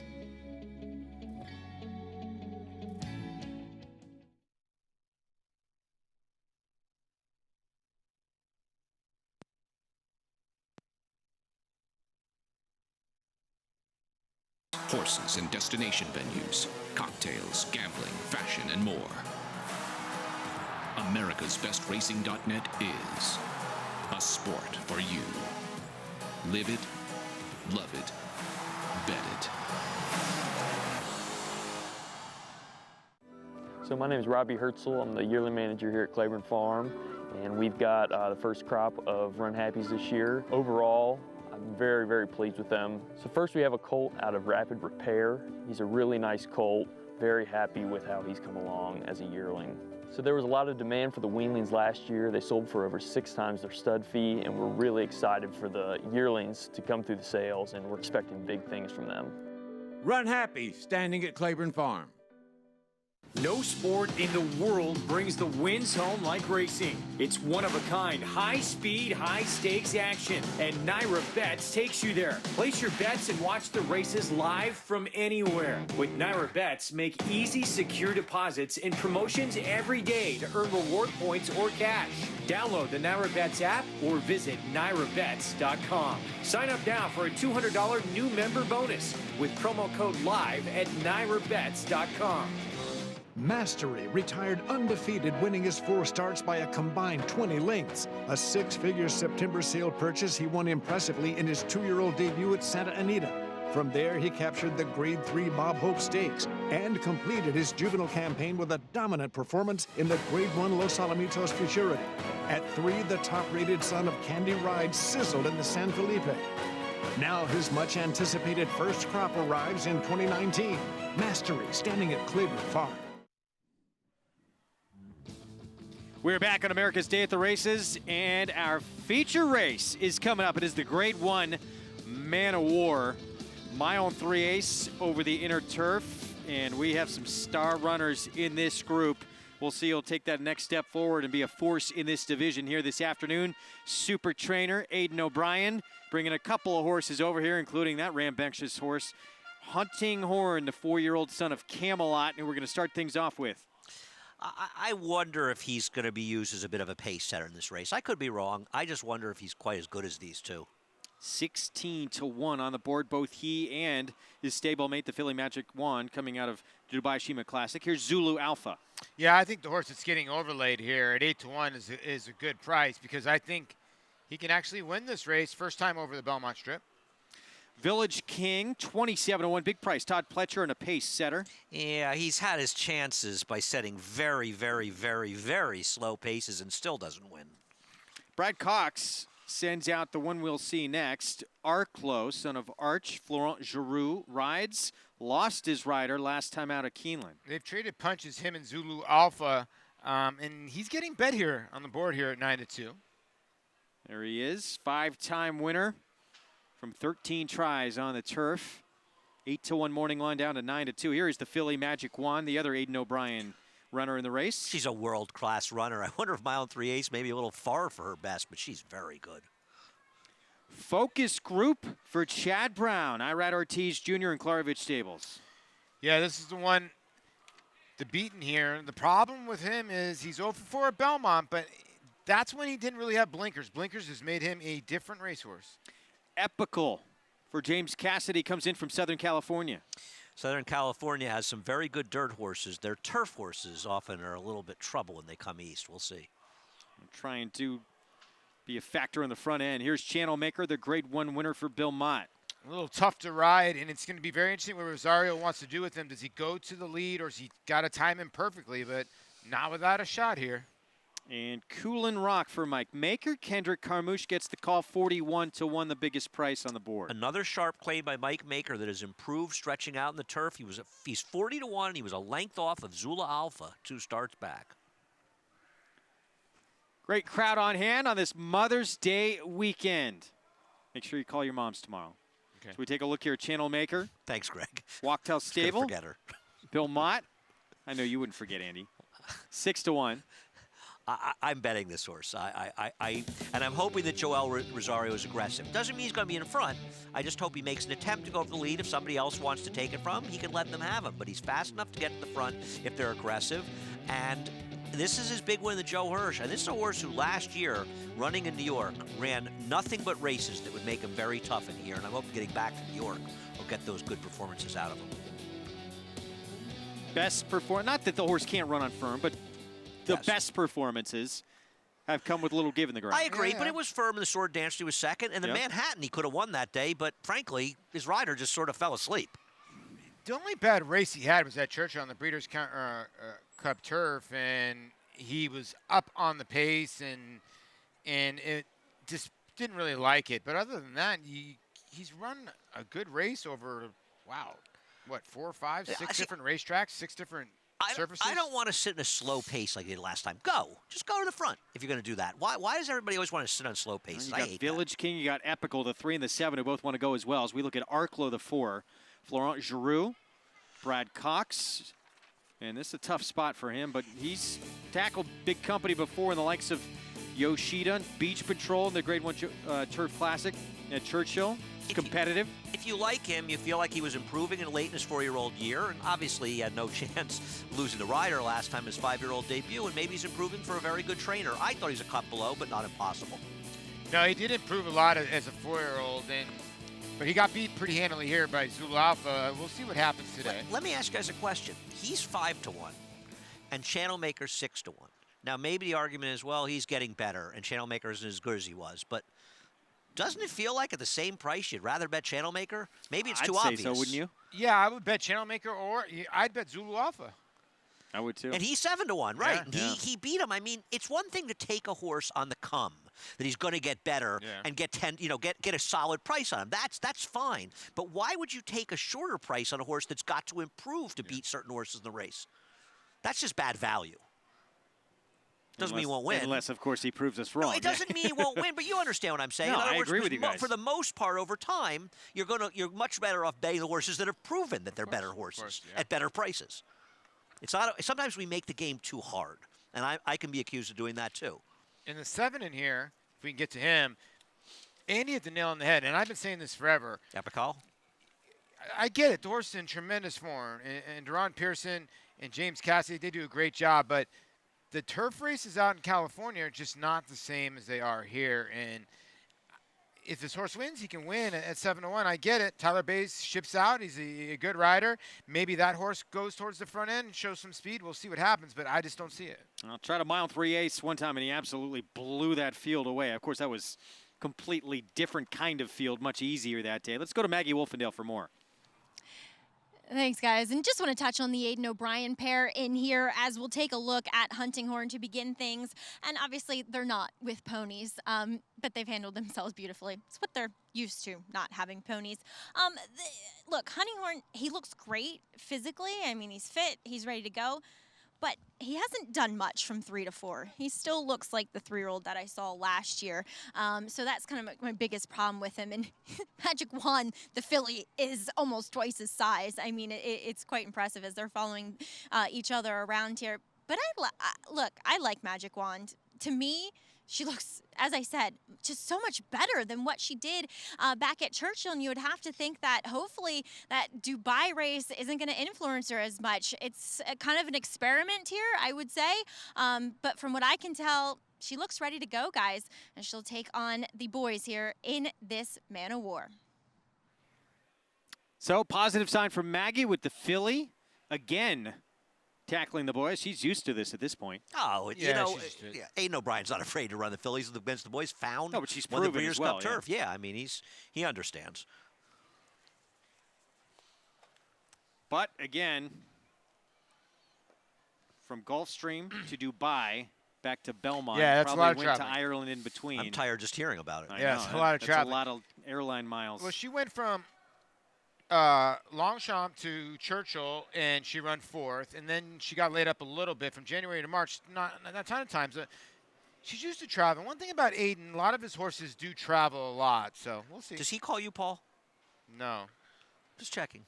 Why is it on a first-name basis, Aiden? Oh, I'm sorry. Aiden O'Brien, I'm sorry. Mr. O'Brien, would you prefer Mr. O'Brien? Sir. Yeah, let me also say about Aiden O'Brien, horse to beat. he does not have a great record outside of the Breeders' Cup shipping horses to America. He doesn't. It's a poor record. Yes, he has a poor record shipping outside. Just worth noting, as she is a relatively short price. But again, this one of the races that he has won. This is which true. we showed you. This is true.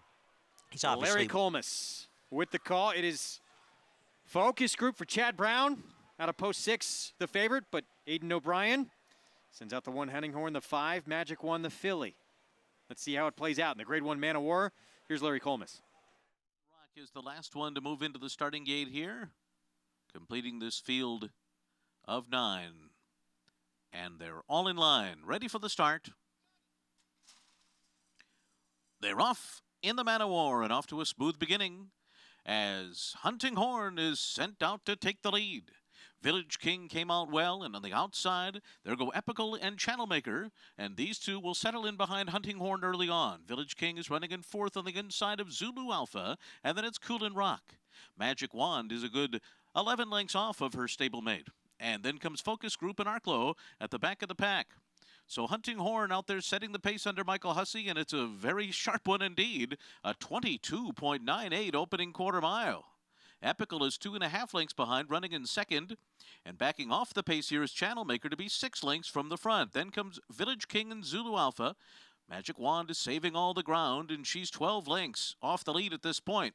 As they make their way to the backstretch, Focus Group is right alongside of her. Coolin' Rock is outside of those two, and Arklow is the trailer through a 47.47 half mile. So it's moderated a bit as they head up the backstretch, but Hunting Horn is out there isolated, in front by 3 over Epical. Channelmaker tracks in 3rd, still about 6 lengths behind. Then it's Village King, followed by Zulu Alpha. Focus Group is right alongside of Magic Wand. They continue to race stride for stride, moving together up the backstretch and still about 10 behind. Then Coolin' Rock and Arklow. Hunting Horn's been doing it on the lead here, 3/4, 112.48. And opening up here is Hunting Horn as they race for the far turn. It's now a 6.5 length lead. Epical continues to be 2nd. Channelmaker continues to be 3rd as they move into the far turn. Magic Wand continues to race alongside of Focus Group, and now they're 12 lengths behind. As Hunting Horn's going to try to steal it on the lead here. It's a 7-length advantage after a mile in 136.27. They're into the stretch, and Michael Hussey and Hunting Horn turn for home with a 7-length lead here. But now here comes Channelmaker and Magic Wand. They're up 2nd and 3rd, trying to close in. Hunting Horn trying to hold on. Here comes Channelmaker on the outside, ranging up alongside. Magic Wand and Arklow are closing in 2. Channelmaker strikes the front. Channelmaker wins the Man of War. And then it was Arklow, Magic Wand, and Hunting Horn. Channelmaker, Joel Rosario, Bill Mott collect another Grade 1 here as they come and get that pace setter Hunting Horn. I mean, Joel Rosario did the right thing, right? He left to get position. Hunting Horn was the pace setter, though he almost stole the race on the front end, and he gets the job done. And frankly, he was the horse that came in here with the best credentials, and he paid 6 to 1. Yeah, he did. And the 4, Arklow, ran to the price. I mean, they were betting him, and he was traveling well down the backside. You can see he's dead last on the rail. Joel is now 2nd, and he can see he starts to move, make his move, and then Florent Giroux, he answers the question now at the 4, and they both start to respond here. And this turns into a nice horse race because Magic Wand, the 5, and Wayne Lorton, he's getting produced, but the other 2 horses are just going faster. I agree. She didn't finish as well in the last 8th, meaning that maybe the distance a little bit far for her. Good race. No, very good race. And here, listen, Michael Hussey almost got away with the 1 at a split second. I was like, are they going to go after this horse for a little bit, Hunting Horn? He looked like he was going to steal the race. Yeah. Because he was moving, but he was moving comfortably. Yeah. Channelmaker, give him another Grade 1 win, and back at Belmont as well. Big performance, Joel Rosario, Walktel Stable, Gary Barber, Hall of Fame trainer Bill Mott. And as a 5-year-old, he's still got it. Comes and gets Hunting Horn.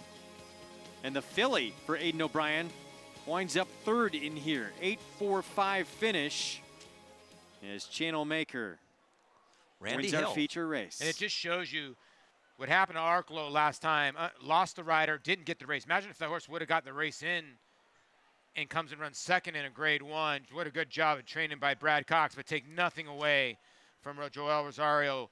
And Bill Mott's having him some kind of month. Let's go to Maggie Wolfendale.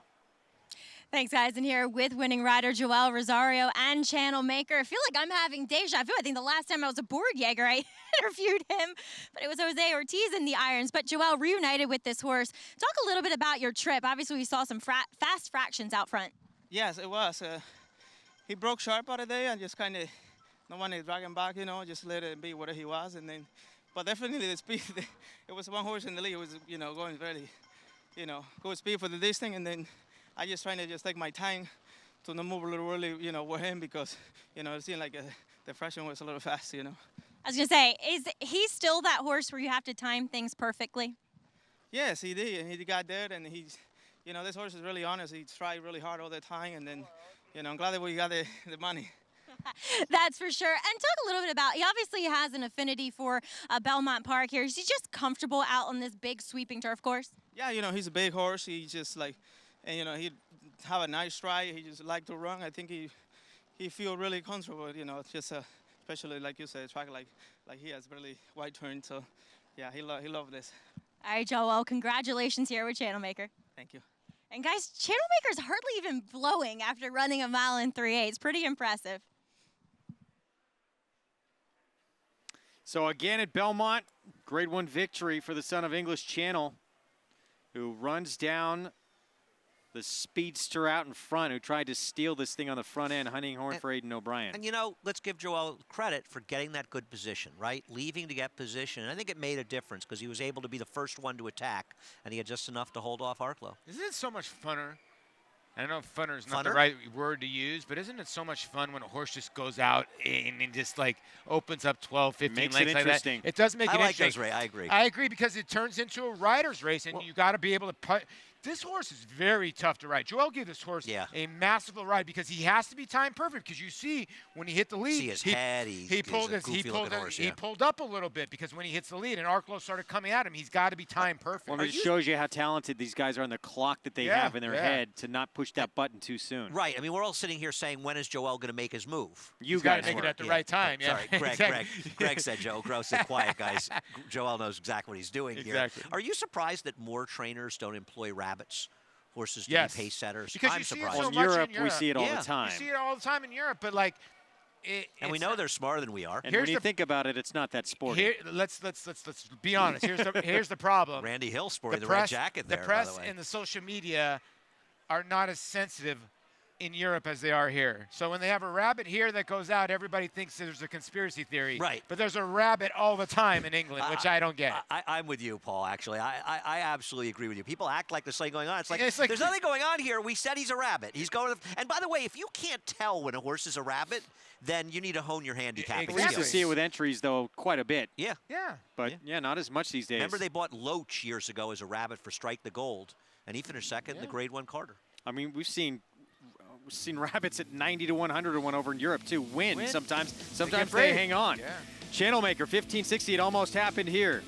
Not to be though. Bill Mott, Joel Rosario, Wachtell Stable, and Gary Barber get the win with Channel Maker. Another grade 1 for this horse. NYRA Bets late pick 5. The biggest price in the whole sequence was the first leg, right? Yeah, it was the largest price. With 5 to 1. Yeah, so great payoff again. There's the pick 6 at 38,000. Don't forget, we still have one more race for you to finish out the late pick 4. But Channel Maker, give it up for the Ontario breds, the Canadian breds, $1,400. And there you go. Oh, this was the biggest price. Sorry. Yeah, Colton, Mississippi paid way more than we thought. This horse paid more than Colton, Mississippi. That's crazy. Right. And a crazy payout. Again, we tell you all the time. 3 horses you almost sort of had to use, right? Yeah, $1,400. Good pick by you, Andy. And Joel Rosario putting on a show today.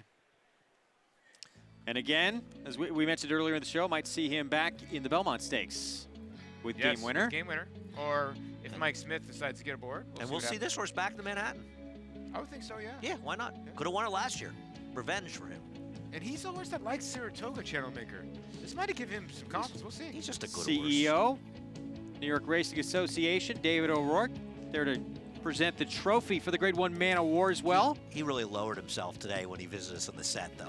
It's nice of him to come by and say hello. That'd be the most degrading thing he's done since he's been appointed CEO and president of NYRA. Wanted to get a little fresh air. Dave's great. We're very, very lucky to have him. He's really terrific. I mean, we worked with him for a long time and have a great really deal of cares respect for him. about the New York Racing Association and doing a tremendous job.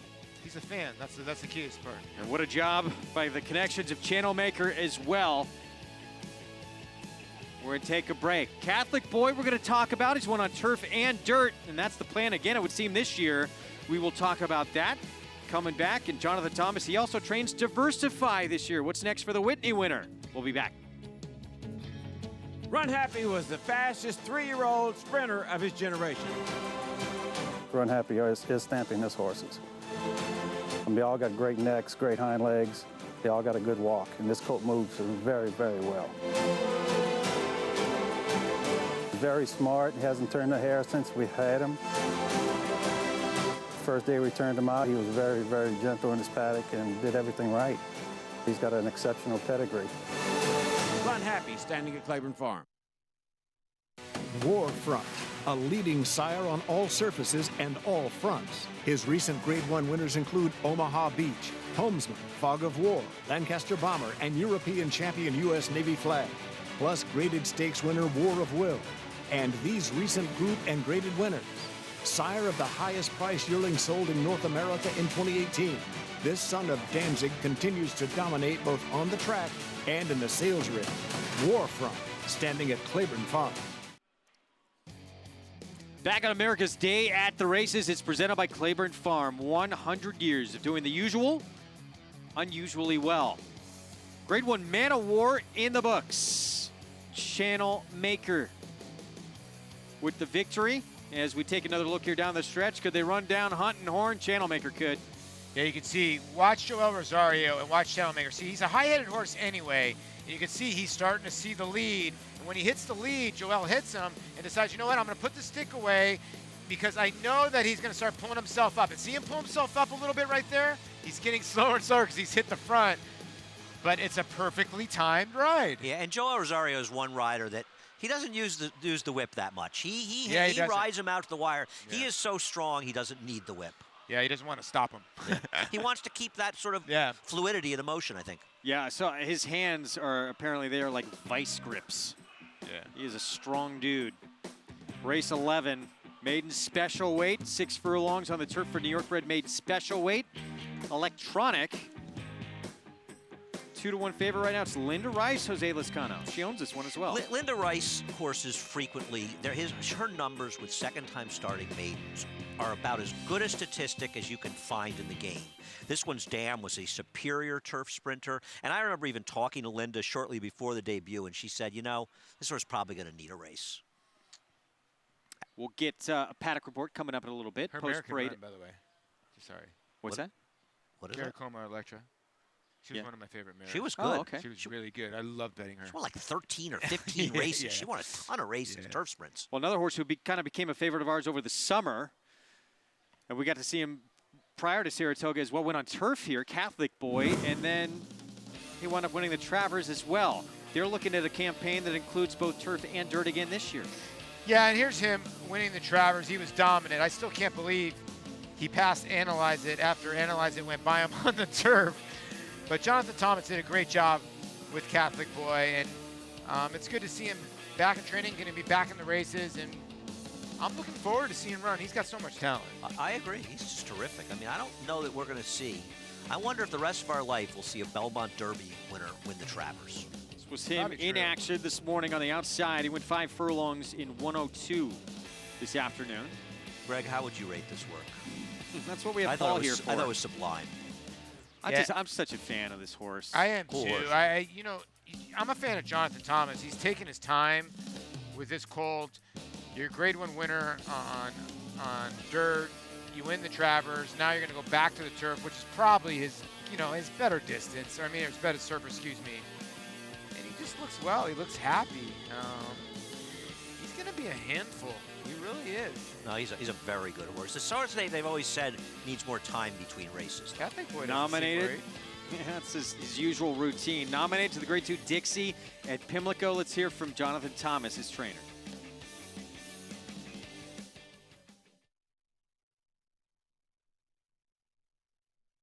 Yeah, we were looking for a nice kind of long, sustained breeze, and we thought it was well executed. Javier did a great job, and thought the horse looked in really good rhythm all the way around and galloped out nicely. He cooled out really well back at the barn, so I thought it was a nice step, kind of towards his comeback. So it was good. Dixie is possibly a soft target. We're going to talk to the owners and some of the partners about, a couple options, but, we could, off of that, what I saw today, possibly be ready for that. But we'll know here in a day or two. Obviously, you'd love to target races like the Suburban and, either the Whitney or the Woodward would be massive targets. The fact that he's been productive, as a 2- and 3-year-old in Saratoga, I'd love to try to, do something nice up there this summer would be great. So that would be the ultimate goal, is something at Saratoga. I mean, the beauty of him is that we have those options and we can have those discussions. I think that there's a lot of options throughout the summer for him, and really we'll just let the timing and, kind of him dictate where we're going. But with any luck, we'll be on point for something like the Whitney. Well, of course, he has a Whitney winner in his barn. Won the Whitney Diversify last year for the late Rick Violet, now moved to the Jonathan Thomas barn. And this horse starting to make his way back. It'll be great to see him come back. I mean, he is one of the coolest horses in training, and frankly, you want to see horses running that bring up the memory of Rick Violet, who was such a tremendous trainer. It's a tremendous asset to the entire racing community in all ways. And Jonathan Thomas, I'm sure, would agree that while he's running for him now, he's running for Rick Violet. No, yeah, you're right. And like Rick was so loved by everybody here. He was the voice for a lot of people, took a lot of bullets for a lot of people around here for a long time. I mean, for the trainers, and stuck up for a lot of guys here. No doubt. He fought for everyone. He fought for everybody, and I think a lot of the trainers here appreciate Rick. And I think we all do. Everybody in the game, I think, around the game, trainers and horsemen, but people, I think, are working at NYRA, learning from him as well. And I know as a fan, Rick and I, before I worked here, we had our share of arguments, but I have just positive arguments and learned a lot from him, and nothing but a world of respect for him. The thing about this horse, he can be freaky at times. Greg. Oh, no doubt he can. Of course, he won the Whitney after that long delay with the weather last year. Let's hear from Jonathan Thomas on the new horse in his barn. I was really surprised. He's a very kind of quiet horse galloping in the morning, and I thought he'd maybe, just kind of need a little slow 3/8, and he ended up breezing 3/8 and 37, like very well on the muscle, and came back to the barn and cooled out quickly. So, this morning I thought maybe we were kind of off schedule just because it took us a little while to get him going. But from what I saw today, I think we're, if not on schedule, maybe even ahead of schedule. So I was really happy with him. There's some stuff maybe at the end of the Belmont meet that we could think of. I would love to get a start into him before Saratoga, but same deal. We'll just kind of let him tell us as we proceed. But I love what we saw this morning. I don't need to go into it too deep, but obviously, Rick did a tremendous job with this horse. We're the beneficiaries of, Melissa and Rick's hard work, and he's a lovely horse, and we're just honored to have him. So hopefully we can just continue, a continuation of their good work. Well, the Evans, they said they wanted to get a young, up-and-coming trainer, and they certainly have one at Jonathan Thomas. He's very, very good. He's shown his hand. He can win on turf. He can win on dirt. Doesn't send out a lot of horses, and I think a lot of owners like that because they get attention on their horses. You know what I mean? Absolutely, and it's nice to see Ralph settling on him. Melissa's also working for him now as well. Yeah, right. It's true. It's nice to see. So we'll wait and see where Diversify comes back, but two horses that we're extremely excited to see coming up later on this summer. Maybe Saratoga for Diversify, but we'll see if Jonathan Thomas indeed does get a start into him here at this Belmont meet. So a lot to look forward to coming up. Let's head downstairs right now to Maggie Wolfendale. Paddock report for our finale coming up at Belmont. Thanks, Greg. And I got to say that Diversify looked tremendous in that first comeback work. Really excited to see him back on the work tab and what's to come for this summer as we'll check out these horses for this 6 furlong turf sprint, Maidens. And we'll begin with your current favorite, and rightfully so. It's funny, the 3 inside horses either are out of very good dams or they have very nice families. And we'll take a look at Electronic, who is out of that very good dam for Linda Karakorm Electra, who was a great turf sprinter. And look, he looked like one that would need a start first time out, and he's benefited from it. but he has gotten a little riled up here in the paddock. He's gotten a little hot and he's way more on the muscle than what he was first time out. So I would think that despite him not having much speed first time, that we will see him a bit closer to the pace this time around. Next, we'll move on to number 11, Adios Amigos, trying the turf as he was rained off in his debut. Will take a step up in class. But I thought he ran a lot better than I was expecting. To be completely honest, I was not expecting him to be able to run a lick on the main track, and he's getting on his preferred surface. At least that's what he looks like here for Brian Lynch, and he looks fantastic. I mean, fit, just a solid sprinting type of animal, and I like the way he comes back in here for his second outing. Obviously, he'll have to step up given that it's a maiden special weight. And then finally, as I mentioned, Daring Disguise, you know, she's a daughter of Verrazano, but out of that Thin Disguise family, but they were all dirt horses, and same thing goes for number 2, Top of the Mint. I mean, obviously a soft spot for her because she's a half to my husband's grade 1 winner and Have You Gone Away, but Top of the Mint, I know they're probably frustrated. She's probably just not that good, or he, excuse me, but he is so good looking. I want to give him a try here. I don't know if he can run it all on the turf, but we've seen the Central Bankers be able to handle it. As I said, there's nothing on the bottom side to just suggest that he should move up, but he looks fantastic here, and guys, that's the only thing I can go on. All right, Maggie, thank you. So 9 minutes away from the start of this 11th race. We have 3 horses who win head-to-head-to-head back on April the 18th at Aqueduct. And if Wicked Grin couldn't win with this trip, I don't know when he's ever going to win. We had just taken the rails down this outer turf course at Aqueduct, and the inside was very, very strong. He set a moderate pace and couldn't hold on. Now, the third place finisher, Kian BC, who's the 6th today, got a great ride from Dylan Davis, came up the rail, perfect trip for there. Whereas Electronica was on the rail early, but angled to the 2 and then 4 path around the turn, and he was closing in the worst part of the racetrack. And I just think with the benefit of that race under his belt, it's very unlikely, without barring a bad trip or a fairly run trip, that either one of the horses that faced him are going to beat Electronica today. I couldn't agree more. I mean, I think the 4, especially, was on the wrong lead, was looking in the stands, a little green in the stretch. And here's the other part. It took a while to get in the gate. When you go back and you look at the replay, they were having issues. It was the last horse to load up, and he was acting up a little bit. So I think he was still a little bit immature, and he might be a little bit better today. Oh, this young man right here has had a tremendous afternoon. Just jumping out of our picture there, Ron Ortiz Jr., a couple of stakes victories. And he'll be on board. Daring Disguise for Linda Rice as well, also making the turf debut. You know, big pedigree on the dam side, including Holiday Disguise and a number of stake winners. It is not a turf family. Perhaps the sire gives some turf influence. Verrazano, the sire. Top of the Mint, the 2, 20-1, Rajiv Mirage. We've been talking about sire. Central Banker, this horse is going to get on the turf for the first time. They've been running on the turf. In the bottom side of this pedigree, you don't see it that much anymore.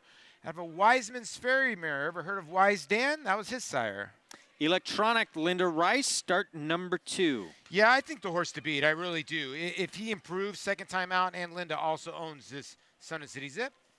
Noble Cause tried the turf second time out, ran very good, ran second last out for Bruce Levine. He got a big pedigree to move up on the grass, and he was chasing outside against that good rail in a slower race. That was 31-1 as well. Quan BC, Charlie Baker, Joel Rosario. Yeah, look for this horse late. This horse is going to be live today. I thought improved with blinkers and probably needed that last race. So to me, maybe not a long shot now at 4-1. Second time turf for the 7. The sinner is you, Jeremiah Engelhardt, into Mischief Colt. He just was badly outrun by Noble Cause, who's back today. Wicked Grin off the bench, tried to go gate to wire with Kendrick Carmouche, got caught late. Yeah, improved speed with Lasix last time, and Kendrick, I would think, is going to try to send again and try to steal this race. I'm a little intrigued by the 10 in here. Speed as well. It's been off since August 9th. More speed, yeah. Yeah, this horse cleared a field from the 11 hole, and that was a fast run race. So you're right. The 10 could be the pace setter by here. Kate Blanco, Trainer who won the Man of War. Trainer change, too. Adios, yeah, to Michelle Nevin. Adios, amigos. Joe Bravo, Brian Lynch. Gets the turf, which the service Brian Lynch wanted for the first time, and the dam is a 3-time turf winner. And Mounted Cop on the outside, 36-1, Chris Engelhardt, Junior Alvarado. They're going to try sprinting on the turf. They tried going long on the turf last time at 29-1. Outsider in here. Yeah, it's close to the pace, backed up, now shortens up in distance, but steps up in class. Our finale on this Saturday afternoon here at Belmont is coming up when we return on America's Day at the Races. Linda Rice owns and trains the favorite, a Son of City Zip, We'll have it for you live when we come back. No sport in the world brings the wins home like racing. It's one-of-a-kind, high-speed, high-stakes action, and NYRA Bets takes you there. Place your bets and watch the races live from anywhere. With NYRA Bets, make easy, secure deposits and promotions every day to earn reward points or cash. Download the NYRA Bets app or visit NYRABets.com. Sign up now for a $200 new member bonus with promo code LIVE at NYRABets.com. There's one thing that everybody wants in our game is they want speed. Daredevil has the speed. You know that he ran a 107 buyer when he won the Champagne Stakes, the Grade 1. That's faster than Uncle Mo, Scat Daddy, and Union Rag. As a 2-year-old, he ran a 96 buyer when he broke his maiden, a 107 buyer in the Champagne, beating a nice horse in Upstart. He is by more than ready. Another feather in his cap. I can't wait to see these horses run it too. Grade 1 winner Lee traveled the world competing against the best of his generation.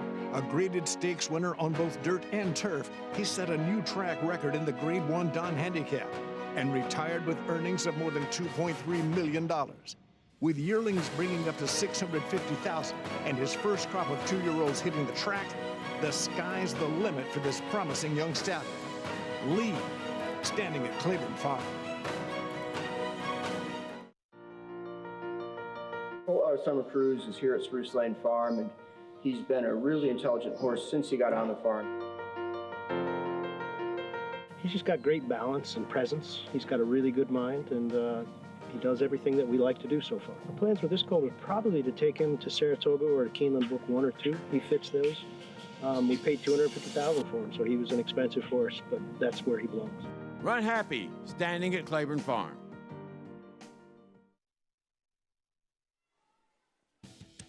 We're back on America's Day at the Races, and we have our nightcap coming up. We're brought to you in part by America's Best Racing.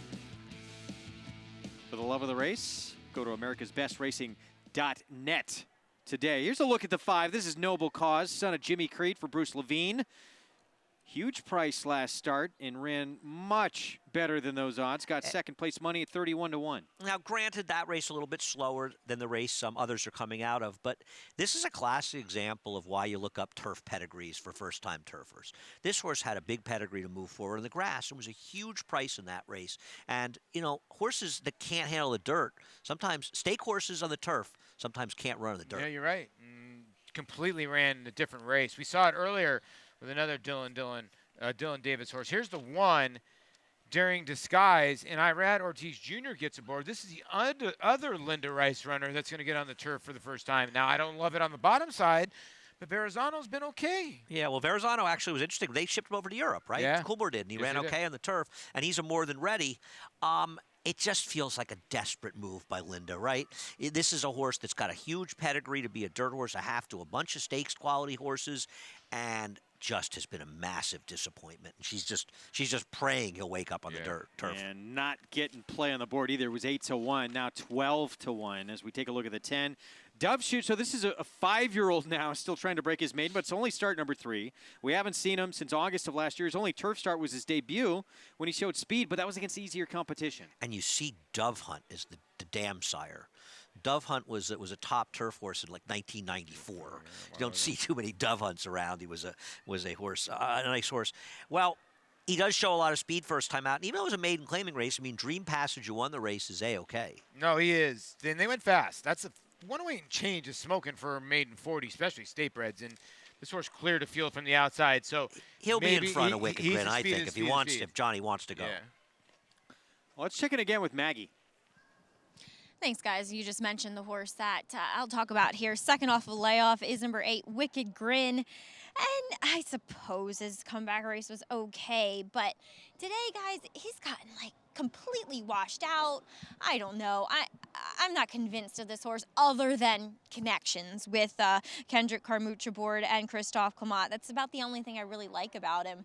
As we'll also take a look at number 5, Noble Cause, who ran a considerably better race on the turf first time that he tried it. And as Andy said, you would have thought he would have. And he was a huge price. He was a ridiculous price that day. And he's actually come out of that race looking 10 times better than what he did going into it. I mean, his coat's finally turned. He looks fitter. So I think Noble Cause is, I know that's a slowish looking race, but at 10-1, he has to be considered, Greg. What do you think, guys? Well, I know you like the horse, Andy, Noble Cause. I think he has a chance. Last time was the time for him at 30-1. But he stuck around in a pretty fast pace. No, he ran fine. He ran fine. It was a slower race when Electronic is coming out of. Honestly, I don't bet 2-1 shots, but I am tempted to bet Electronic at 2-1. I think he's going to win this race. I'm pretty confident. I think the 4 or 6 wins this race. They both have the same sort of credentials. They needed that race last time out. The 6 is the other horse. I think the public's got this dead right. Who do you like, Greg? Do you have an opinion here? I mean, I think the 4 is going to be tough. I do. Who's your long shot? You know, mine is the 2. It's my long shot. My crazy long shot. Okay. My price is the 10. I picked the race 4-10-5. That's how I picked it. My crazy long shot? Hit the board? I'll take the 12. The 12? All right. Really? Okay. 12, really? I'm no comment. I love you. I can't say anything about it. Larry Collmus with the call. Our nightcap here from Belmont. They're all in line.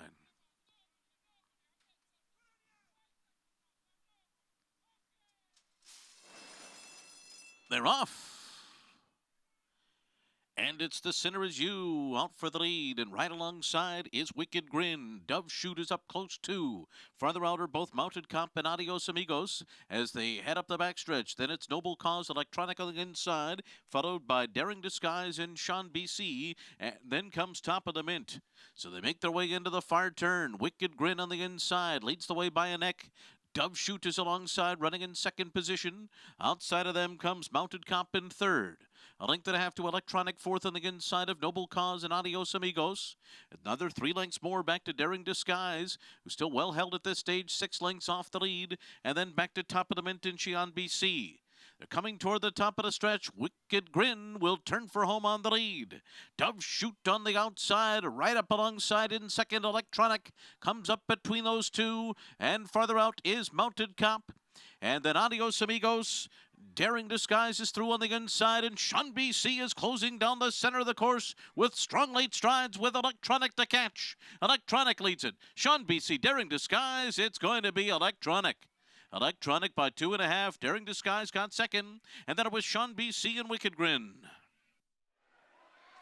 Linda Rice 1-2 in the finale here. Electronic and Daring Disguise. Worked an absolutely perfect trip. Yeah. You know, Jose Lezcano was riding fabulously. He kept his position. He got behind him, and Paul, you and I both saw it coming the stretch. If he got a seam, he was never losing. Best horse won the race. Best horse won the race. I want to tell our viewers on Fox Sports 2, we're leaving you in about 20 seconds or so, but we are back on tomorrow. You can catch us on Fox Sports 2 from 1:30 to 6 p.m. Eastern. We're going to bring you the entire card tomorrow afternoon on Fox Sports 2. We'll see you then. Everyone else, we're sticking around, and we're going to take another look here at what just transpired. 4-1-6-8 finish here in the nightcap. Yeah, the board told you the race was going to run 4-6, right, the way they were betting it. I'll tell you what, the one really had a tiny bit of trouble and kicked through horses, Andy. But right here, the 4 is the winner. You even said it, like, if the 4 gets through, he's going to win by a pole. And that's what happened. And well, the seam opened up, like the Red Sea opened up for him, and it was just 6 on the complete outside, but the 1 is exploding late too. He ran well between horses to get it done, but he saved ground. The 6 went to the outside. Irad Ortiz, another good ride. And it's funny with Irad, these are the rides you don't really notice. People don't take a look at. You know, he didn't win. So people think, oh, it's not a win, it's a loss. Yeah. But Irad really made the difference. And I'm not trying to knock Joel Rosario, but he went wide, and Irad made a big difference to get second there. But this was Electronic was just a definitive winner. And Linda Rice, if you haven't ever looked up her statistics with second-time starters, I recommend people do. Maidens, I look it up. It's remarkable. Up close it's like 40%. Up close view right now, you can see the race is over about right here. And the 1's going to try to follow through. You know, the 2 is bobbing and weaving on the backside. And the 6 is going to show up really late here. Top of the Mint made a little run at the end. Yeah, gets a little green there in the end because only the second start. Again, this horse has got room for improvement. I like this horse. Yeah. I think this horse, that pedigree, this horse, perfect trip today, but this horse is okay. Got to be some happy owners there. She's the owner. Double trouble for Linda Rice. How about that? City Zip out of a Freud Mare Karakoram Electra. This is a very nice pedigree. It is. Linda, a lot of Linda in there, of course. She trains City Zip as well. Couple of wins today for Jose Lizcano as well. We had a couple of stakes races earlier on in the card. Before we came on air, we're going to recap what happened in the vagrancy that kicked off the card today in the opener and the prep for the Belmont to Peter Pan. We'll show you both of those stakes races when we come back on America's Day at the Races. Stay tuned. This successful son of AP Indy has sired 6 millionaires, including Eclipse champion West Coast, a multiple Grade 1 winner and runner-up in the $16 million Pegasus World Cup. Flatter is adding even more stakes winners to his outstanding record at stud. In the auction ring, Flatter topped the 2018 Phasing-Tipton July Seal with a $520,000 yearling. Success on the track, success in the ring. Flatter, standing at Claiborne Farm. So my name is Robbie Herzl. I'm the yearling manager here at Claiborne Farm, and we've got the first crop of Runhappies this year. Overall, I'm very, very pleased with them. So we have a colt out of Queen of America. He's really nice, looks just like his dad. Very pleased with how he's coming along. So there was a lot of demand for the weanlings last year. They sold for over 6 times their stud fee, and we're really excited for the yearlings to come through the sales, and we're expecting big things from them. Runhappy, standing at Claiborne Farm. Welcome back. You're watching America's Day at the Races. As race 11, it's in the books, and it was the favorite electronic, trained by Linda Rice. But not to mention, Linda, you trained the dam as well as the sire in City Zip. Yes, I did. I trained City Zip. He was a terrific 2-year-old, great horse, and became a great stallion. And I trained Karakoram Electra, his mother, for her whole career, and she won a lot of races here at Belmont Park, so it was really exciting to win with him. And electronic kind of stepping in his mother's footsteps. I mean, that was an easy victory second time out, and she was such a proficient turf sprinter. Yeah, she really was. She became quite a professional. He was pretty green in his first race. He was still pretty green today, but he has a lot of talent like his mother and father. Yes, exactly. And Linda, also, your other horse in the race, it was a big price, Daring Disguise. I mean, that's a really good dirt family on the bottom, but Verrazano, we were just discussing, might be a turf sire. Yes, he's actually the half-brother to Holiday Disguise, who I ran today in the Vagrancy, and to Midnight Disguise, who's won quite a few stakes here in New York. We were a little disappointed with him so far in the dirt, and I thought he might like the grass, and he ran terrific today. All right, well, another one to look forward to in a maiden special weight, but electronic, do you stick with the A other than next? Yes, I think so. Well, he needs a little more experience. All right, well, he certainly got it here today. Linda, congrats. Thank you, Maggie. All right, guys. Maggie, thanks. Electronic, $6.90. And this was a nice performance. And, of course, she's got Daring Disguise, who's going to be one to watch here next time out in the maiden special. Yeah, I would think so because, you know, she debuted that horse at a mile. So I think Daring Disguise is the kind of horse that she's going to want to go long. And if you had that 50-cent pick 5, $1,400, good job. Pick four. Pick 4. Oh, yeah, the pick 4, excuse me, 114. But the pick 5 paid $1,400 before this. I'm sorry. Beginning of the card. We had stakes action right off the bat. We're going to show you what happened in the first couple of stakes races before we even came on air. Grade 3 Vagrancy kicked off this Saturday card. And it was a 5-horse field. It was the return of Separation of Powers. Been off since the Cotillion at Parks for Chad Brown. She went off as a 6-5 favorite. Here it is.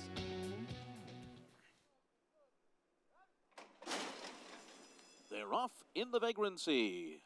Heaven Has My Nikki right out to the front. There goes Separation of Powers after her now, and these two will dispute the pace. Then it's Holiday Disguise, Pacific Gale, and Dawn the Destroyer is 4 lengths off the lead, which is now held by Heaven Has My Nikki by almost a length. Separation of Powers will be perched just outside of her, running in second. Then Pacific Gale just inside of Holiday Disguise, and Dawn the Destroyer's lost a bit of ground here. 5.5 lengths from the front, 22.58 was the opening quarter mile. Heaven Has My Nikki a half a length. Separation of Powers kept close on the outside second. Holiday Disguise is next. Pacific Gale will try the rail and is 2.5 lengths behind, and Still Dawn the Destroyer at the back of the pack. Heaven Has My Nikki has run a 45.21 half mile and will turn for home with the lead in the vagrancy. Separation of Powers comes under pressure. Holiday Disguise comes wide, and Pacific Gale cuts the corner. Heaven Has My Nikki arriving at the gate pole in front by 2. The main threat may be Pacific Gale, who comes 1 off the rail and up into second, and then it's separated.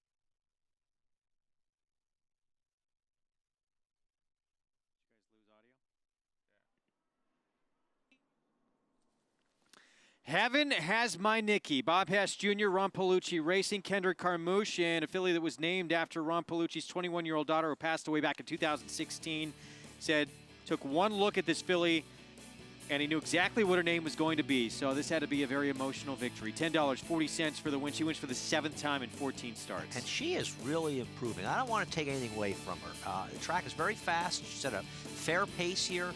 This horse got beaten a length by Midnight Bisou 2 starts back, and obviously Mahoning Valley, not the same competition she met today, but she really improved. Pacific Gale, maybe she gets out sooner, Paul. She wins this race. She's improved a lot for John Kimmel, and listen, separation of power, she can always improve. Second off a layup. This was a disappointing effort for her.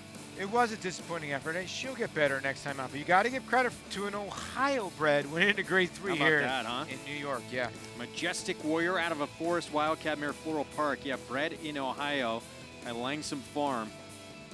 And nice win for Ron Palucci Racing and Bob Hess Jr. Second best thing that LeBron James bred in Ohio. And let me tell you something. One thing about Ron Palucci, he puts his money up with his horses, and he bets them. He's a lot of fun. Maggie Wolfendale had a chance to catch up with Bob Hess Jr. after the win in the Grade 3 vagrancy. Here with winning conditioner of Heaven Has My Nikki, taking today's vagrancy handicap, Bob Hess. And Bob, as you just said to me, this is your first Belmont Park Stakes win, and you did it in style, gate to wire. Well, and all the credit really goes to the filly, first and foremost, but Ron for just being a great owner and being super patient, and Anthony Cordarolo, who had her most of her 3-year-old campaign, and really, they spoiled her, took care of her, and she'll be a better 4-year-old for it. She's obviously proven that too, especially with her first race of this year. Down in Houston, she was valiant in defeat, going a distance probably too far for her behind Midnight Bisou. Well, that was a great race. I think it set her up, put in the foundation, the conditioning to help her win her last race and today again. Now, I know Ron Palucci is very influential and likes to pick out his spots, but do you aim for a New York campaign with this Ohio bred? I'm pretty confident that's going to happen. I think it's the right move, and Ron will pick the right spots. Well, Bob, congratulations. She was very good today. Thanks a bunch. All right. Heaven Has My Nikki. She has the vagrancy. She's just a win machine, too. Yeah, Great form.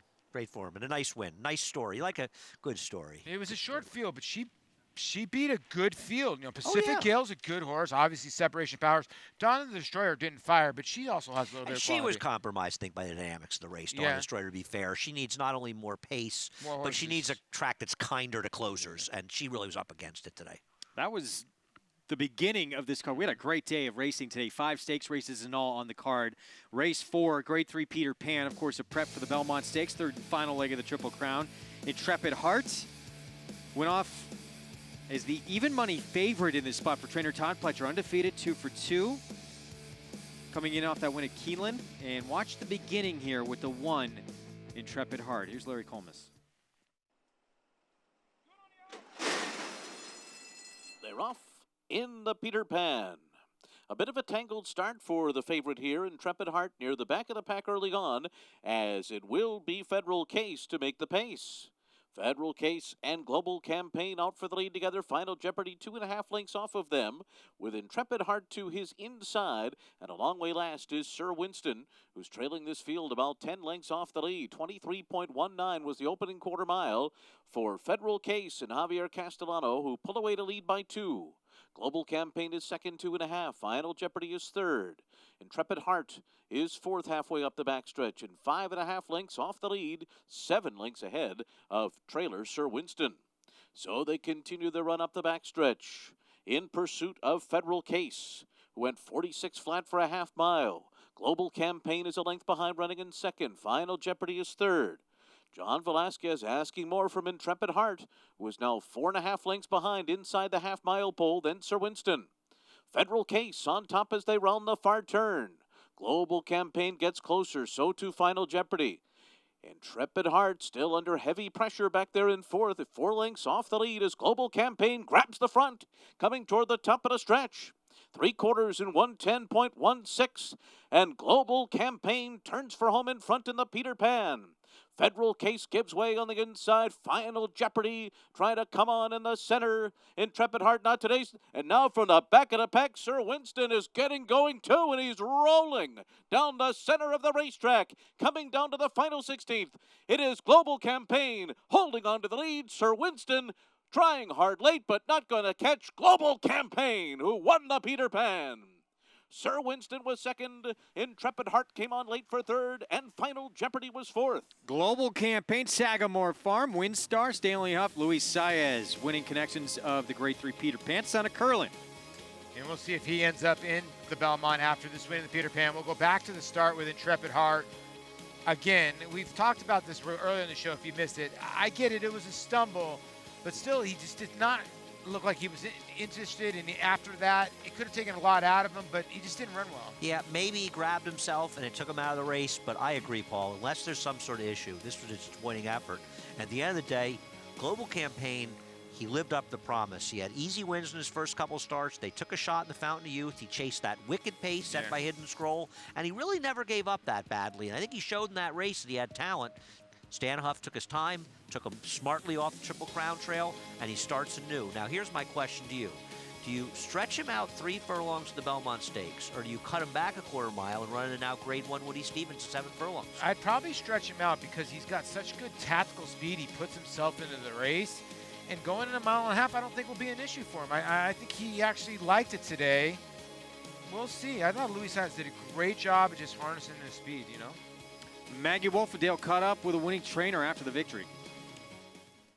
Global Campaign victorious in today's Peter Pan and joined by trainer Stan Huff. And Stan, a horse who ran a valiant race last time out in the Fountain of Youth, came out of that race with some troubles. And boy, you had him ready to fire today, though.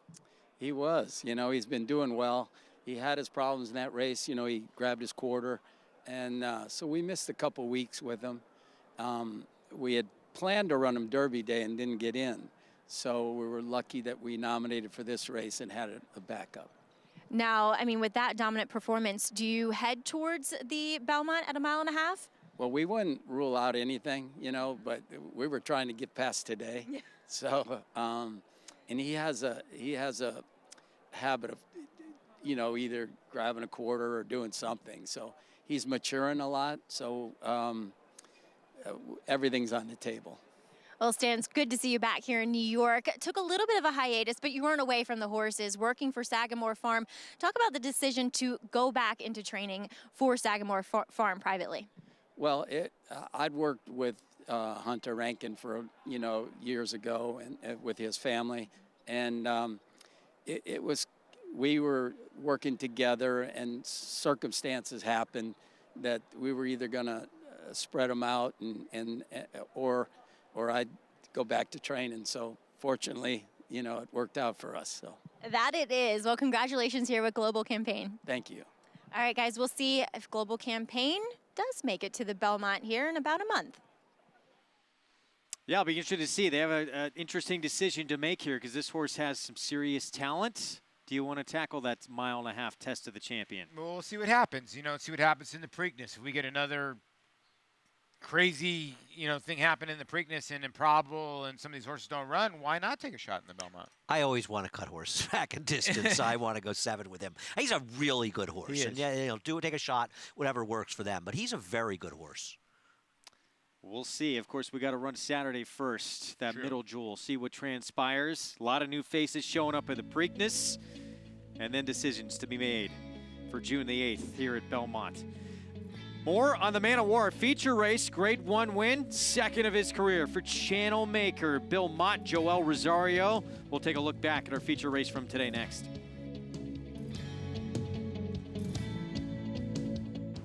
Eclipse champion Blaine was considered by many as the breakout stallion of 2018. His top runners included Grade 1 winner and Eclipse Award finalist Marley's Freedom, plus Grade 1 winner Fault and graded stakes winners Maraud, Beyond Blame, Miss Kentucky, and Blamed. His yearlings sold up to $500,000, and his sensational daughter Fault brought $1.2 million at the November sale. Outstanding results, outstanding value. Blame, standing at Claiborne Farm. No sport in the world brings the wins home like racing. It's one-of-a-kind, high-speed, high-stakes action, and NYRA Bets takes you there. Place your bets and watch the races live from anywhere. With NYRA Bets, make easy, secure deposits and promotions every day to earn reward points or cash.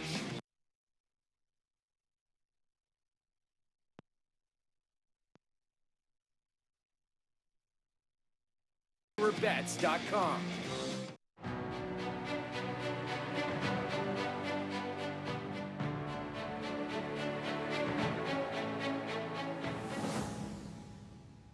Runhappy is simply super. He polishes off an outstanding campaign with a dominant victory in the Malibu. No medication, no problem. Runhappy, standing at Claiborne Farm. Tom Durkin letting you know New York breds start with an advantage. At the sales, buyers pay up to 7 figures. And there's over $2 million in stakes money limited to New York sired horses in the New York Stallion Stakes Series, like the Park Avenue for 3-year-old fillies. Newly minted wins it for fun. For fun and money. The winner's share generates an additional $55,000 from the New York Breeding Fund. Funny Guy's gonna do it. Funny Guys winning the Times Square division generates the same money. So get with the program at nybreds.com. We are back on America's Day at the Races, brought to you by the champion sprinter. Runhappy now standing at Claiborne Farm, $25,000 at a legendary stall number 1. We, of course, ran the Runhappy earlier today back in race number 9. Compact but quality field, top to bottom. Firenze Fire when he was last at Belmont Park. Freakish performance with a 9-length score in the Grade 3 Dwyer. He backed it up again. Take a look at this performance. Larry Collmus with the call of the Runhappy from earlier today.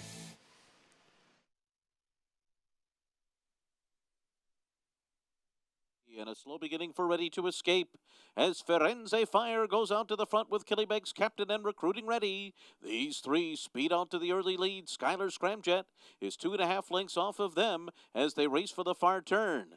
And then it's Bon Raison and Ready to Escape on the inside. Now it's Killybegs Captain who's taken the lead, and Recruiting Ready goes right with him through this opening quarter mile. Firenze Fire is off the pace after 22.44 quarter and now 2 lengths from the front. Then Skylar Scramjet on the outside, Ready to Escape and Bon Raison. 5 lengths from top to bottom. Killybegs Captain on the inside, fighting for the front with Recruiting Ready, and Firenze Fire is hard held behind them, 2 lengths from the front. Ready to Escape saves all the ground to the top of the stretch, a 45.05 half. They're into the stretch, Recruiting Ready. Here comes Firenze Fire, revving it up on the outside and right on by. Firenze Fire to the front, pulling away from Recruiting Ready, Killybegs Captain and Bon Raison as they come down to the line. Firenze Fire scores in the Runhappy. This was a sensational performance. It was just off the track record. I think he likes Belmont. Yeah, he does. 3 for 3 over it now. We'll see where his next start is. And I wish I could roll my R's like Larry Collmus. It's just phenomenal. But you know, I'm not jealous at all. You know? No, I have I no am envy actually of that. a little bit, It but means he is. race over now. No, I'm not. Some performance. He was locked and loaded. Yeah, he really And this was, you could just, I mean, there's some races you watch and you could see a horse, and this horse was just, he was ready to swallow this field up. What did he win by? 4, 5, 6 lengths? Canter, yeah. 4.5, 5 lengths? Easy. For fun. Yeah. What do? Met Mile or True North? You Got to go to the Met way he Mile. ran on the Dwyer, you got to go Gotta to go to the Met Mile, right? Absolutely. But it's so Mackenzie, Met Mile Matoli. so you got Matoli, Yeah, but Mackenzie, maybe Vino Rosso. if you win the Met Mile, even with his pedigree and his background, this is a horse that instantly he's worth $3 million more or more money, money worth. He That's loves his his game, racetrack. what he does best. True. Sometimes you've got to take a shot. There are races that you are better off running in and running 6th in than not running at all, because the payoff is so extreme. I get it. And his win in the Dwyer, I get, was phenomenal, but it was against 7 Trumpets. It wasn't against Matoli and some of the other He faces Cold Front, Matoli, and McKenzie in the Met Mile. Is he really going to be that much more than 10-1? Probably not. About. Aren't you supposed to run a 10-1 shot in a race that's worth 1.2 million and worth maybe as much as 5 million as a stallion if you win it? I mean, the payoff is so big. The True North, yeah, he'll be favored in there. It's still not going to be an easy race, and the purse is good, but it's not going to do anything for him as a stallion. So, yeah, it's worth about $250,000. His equity in that race might be 150, 200,000. His equity in the Met Mile might be 600,000. Not true. And again, don't you maybe think all along this was a setup to get to that race anyway? Well, ideally, of course. Yeah, I mean, listen, it's always the goal of a horse like this to win the Met Mile. Right, but I mean, and you're right. because they said it last year when he won the Dwyer. That is his game. That's what they've been crying out for him to do for so long. He has a great They wanted to get win. the Derby out of the way. One-turn mile is his game. Well, yeah, I get it. It is. When they ran the 1 turn in the dirt mile, it was a 1-turn mile. He got beat by City of Light. We know how good City of Light is. So obviously, you can't chicken out when the chips are down. No, I get You've it. got to run. But the Met Mile is salty. So you want to take on the salty? It's not worth a lot because it's an easy race. No, true. You're right. Grade 1 Man of War was our feature. Aiden O'Brien brought 2 horses here. The filly, the 5, Magic Wand, and Hunting Horn, who he would employ some interesting tactics with to try and run out in front. Nearly stole this thing. Here it is. They're off in the Man of War and off to a smooth beginning as Hunting Horn is sent out to take the lead. Village King came out well, and on the outside, there go Epical and Channelmaker, and these two will settle in behind Hunting Horn early on. Village King is running in 4th on the inside of Zulu Alpha, and then it's Coolin' Rock. Magic Wand is a good 11 lengths off of her stablemate. And then comes Focus Group and Arklow at the back of the pack. So Hunting Horn out there setting the pace under Michael Hussey, and it's a very sharp one indeed. A 22.98 opening quarter mile. Epical is 2.5 lengths behind, running in 2nd. And backing off the pace here is Channelmaker to be 6 lengths from the front. Then comes Village King and Zulu Alpha. Magic Wand is saving all the ground, and she's 12 lengths off the lead at this point. As they make their way to the backstretch, Focus Group is right alongside of her. Coolin' Rock is outside of those two, and Arklow is the trailer through a 47.47 half mile.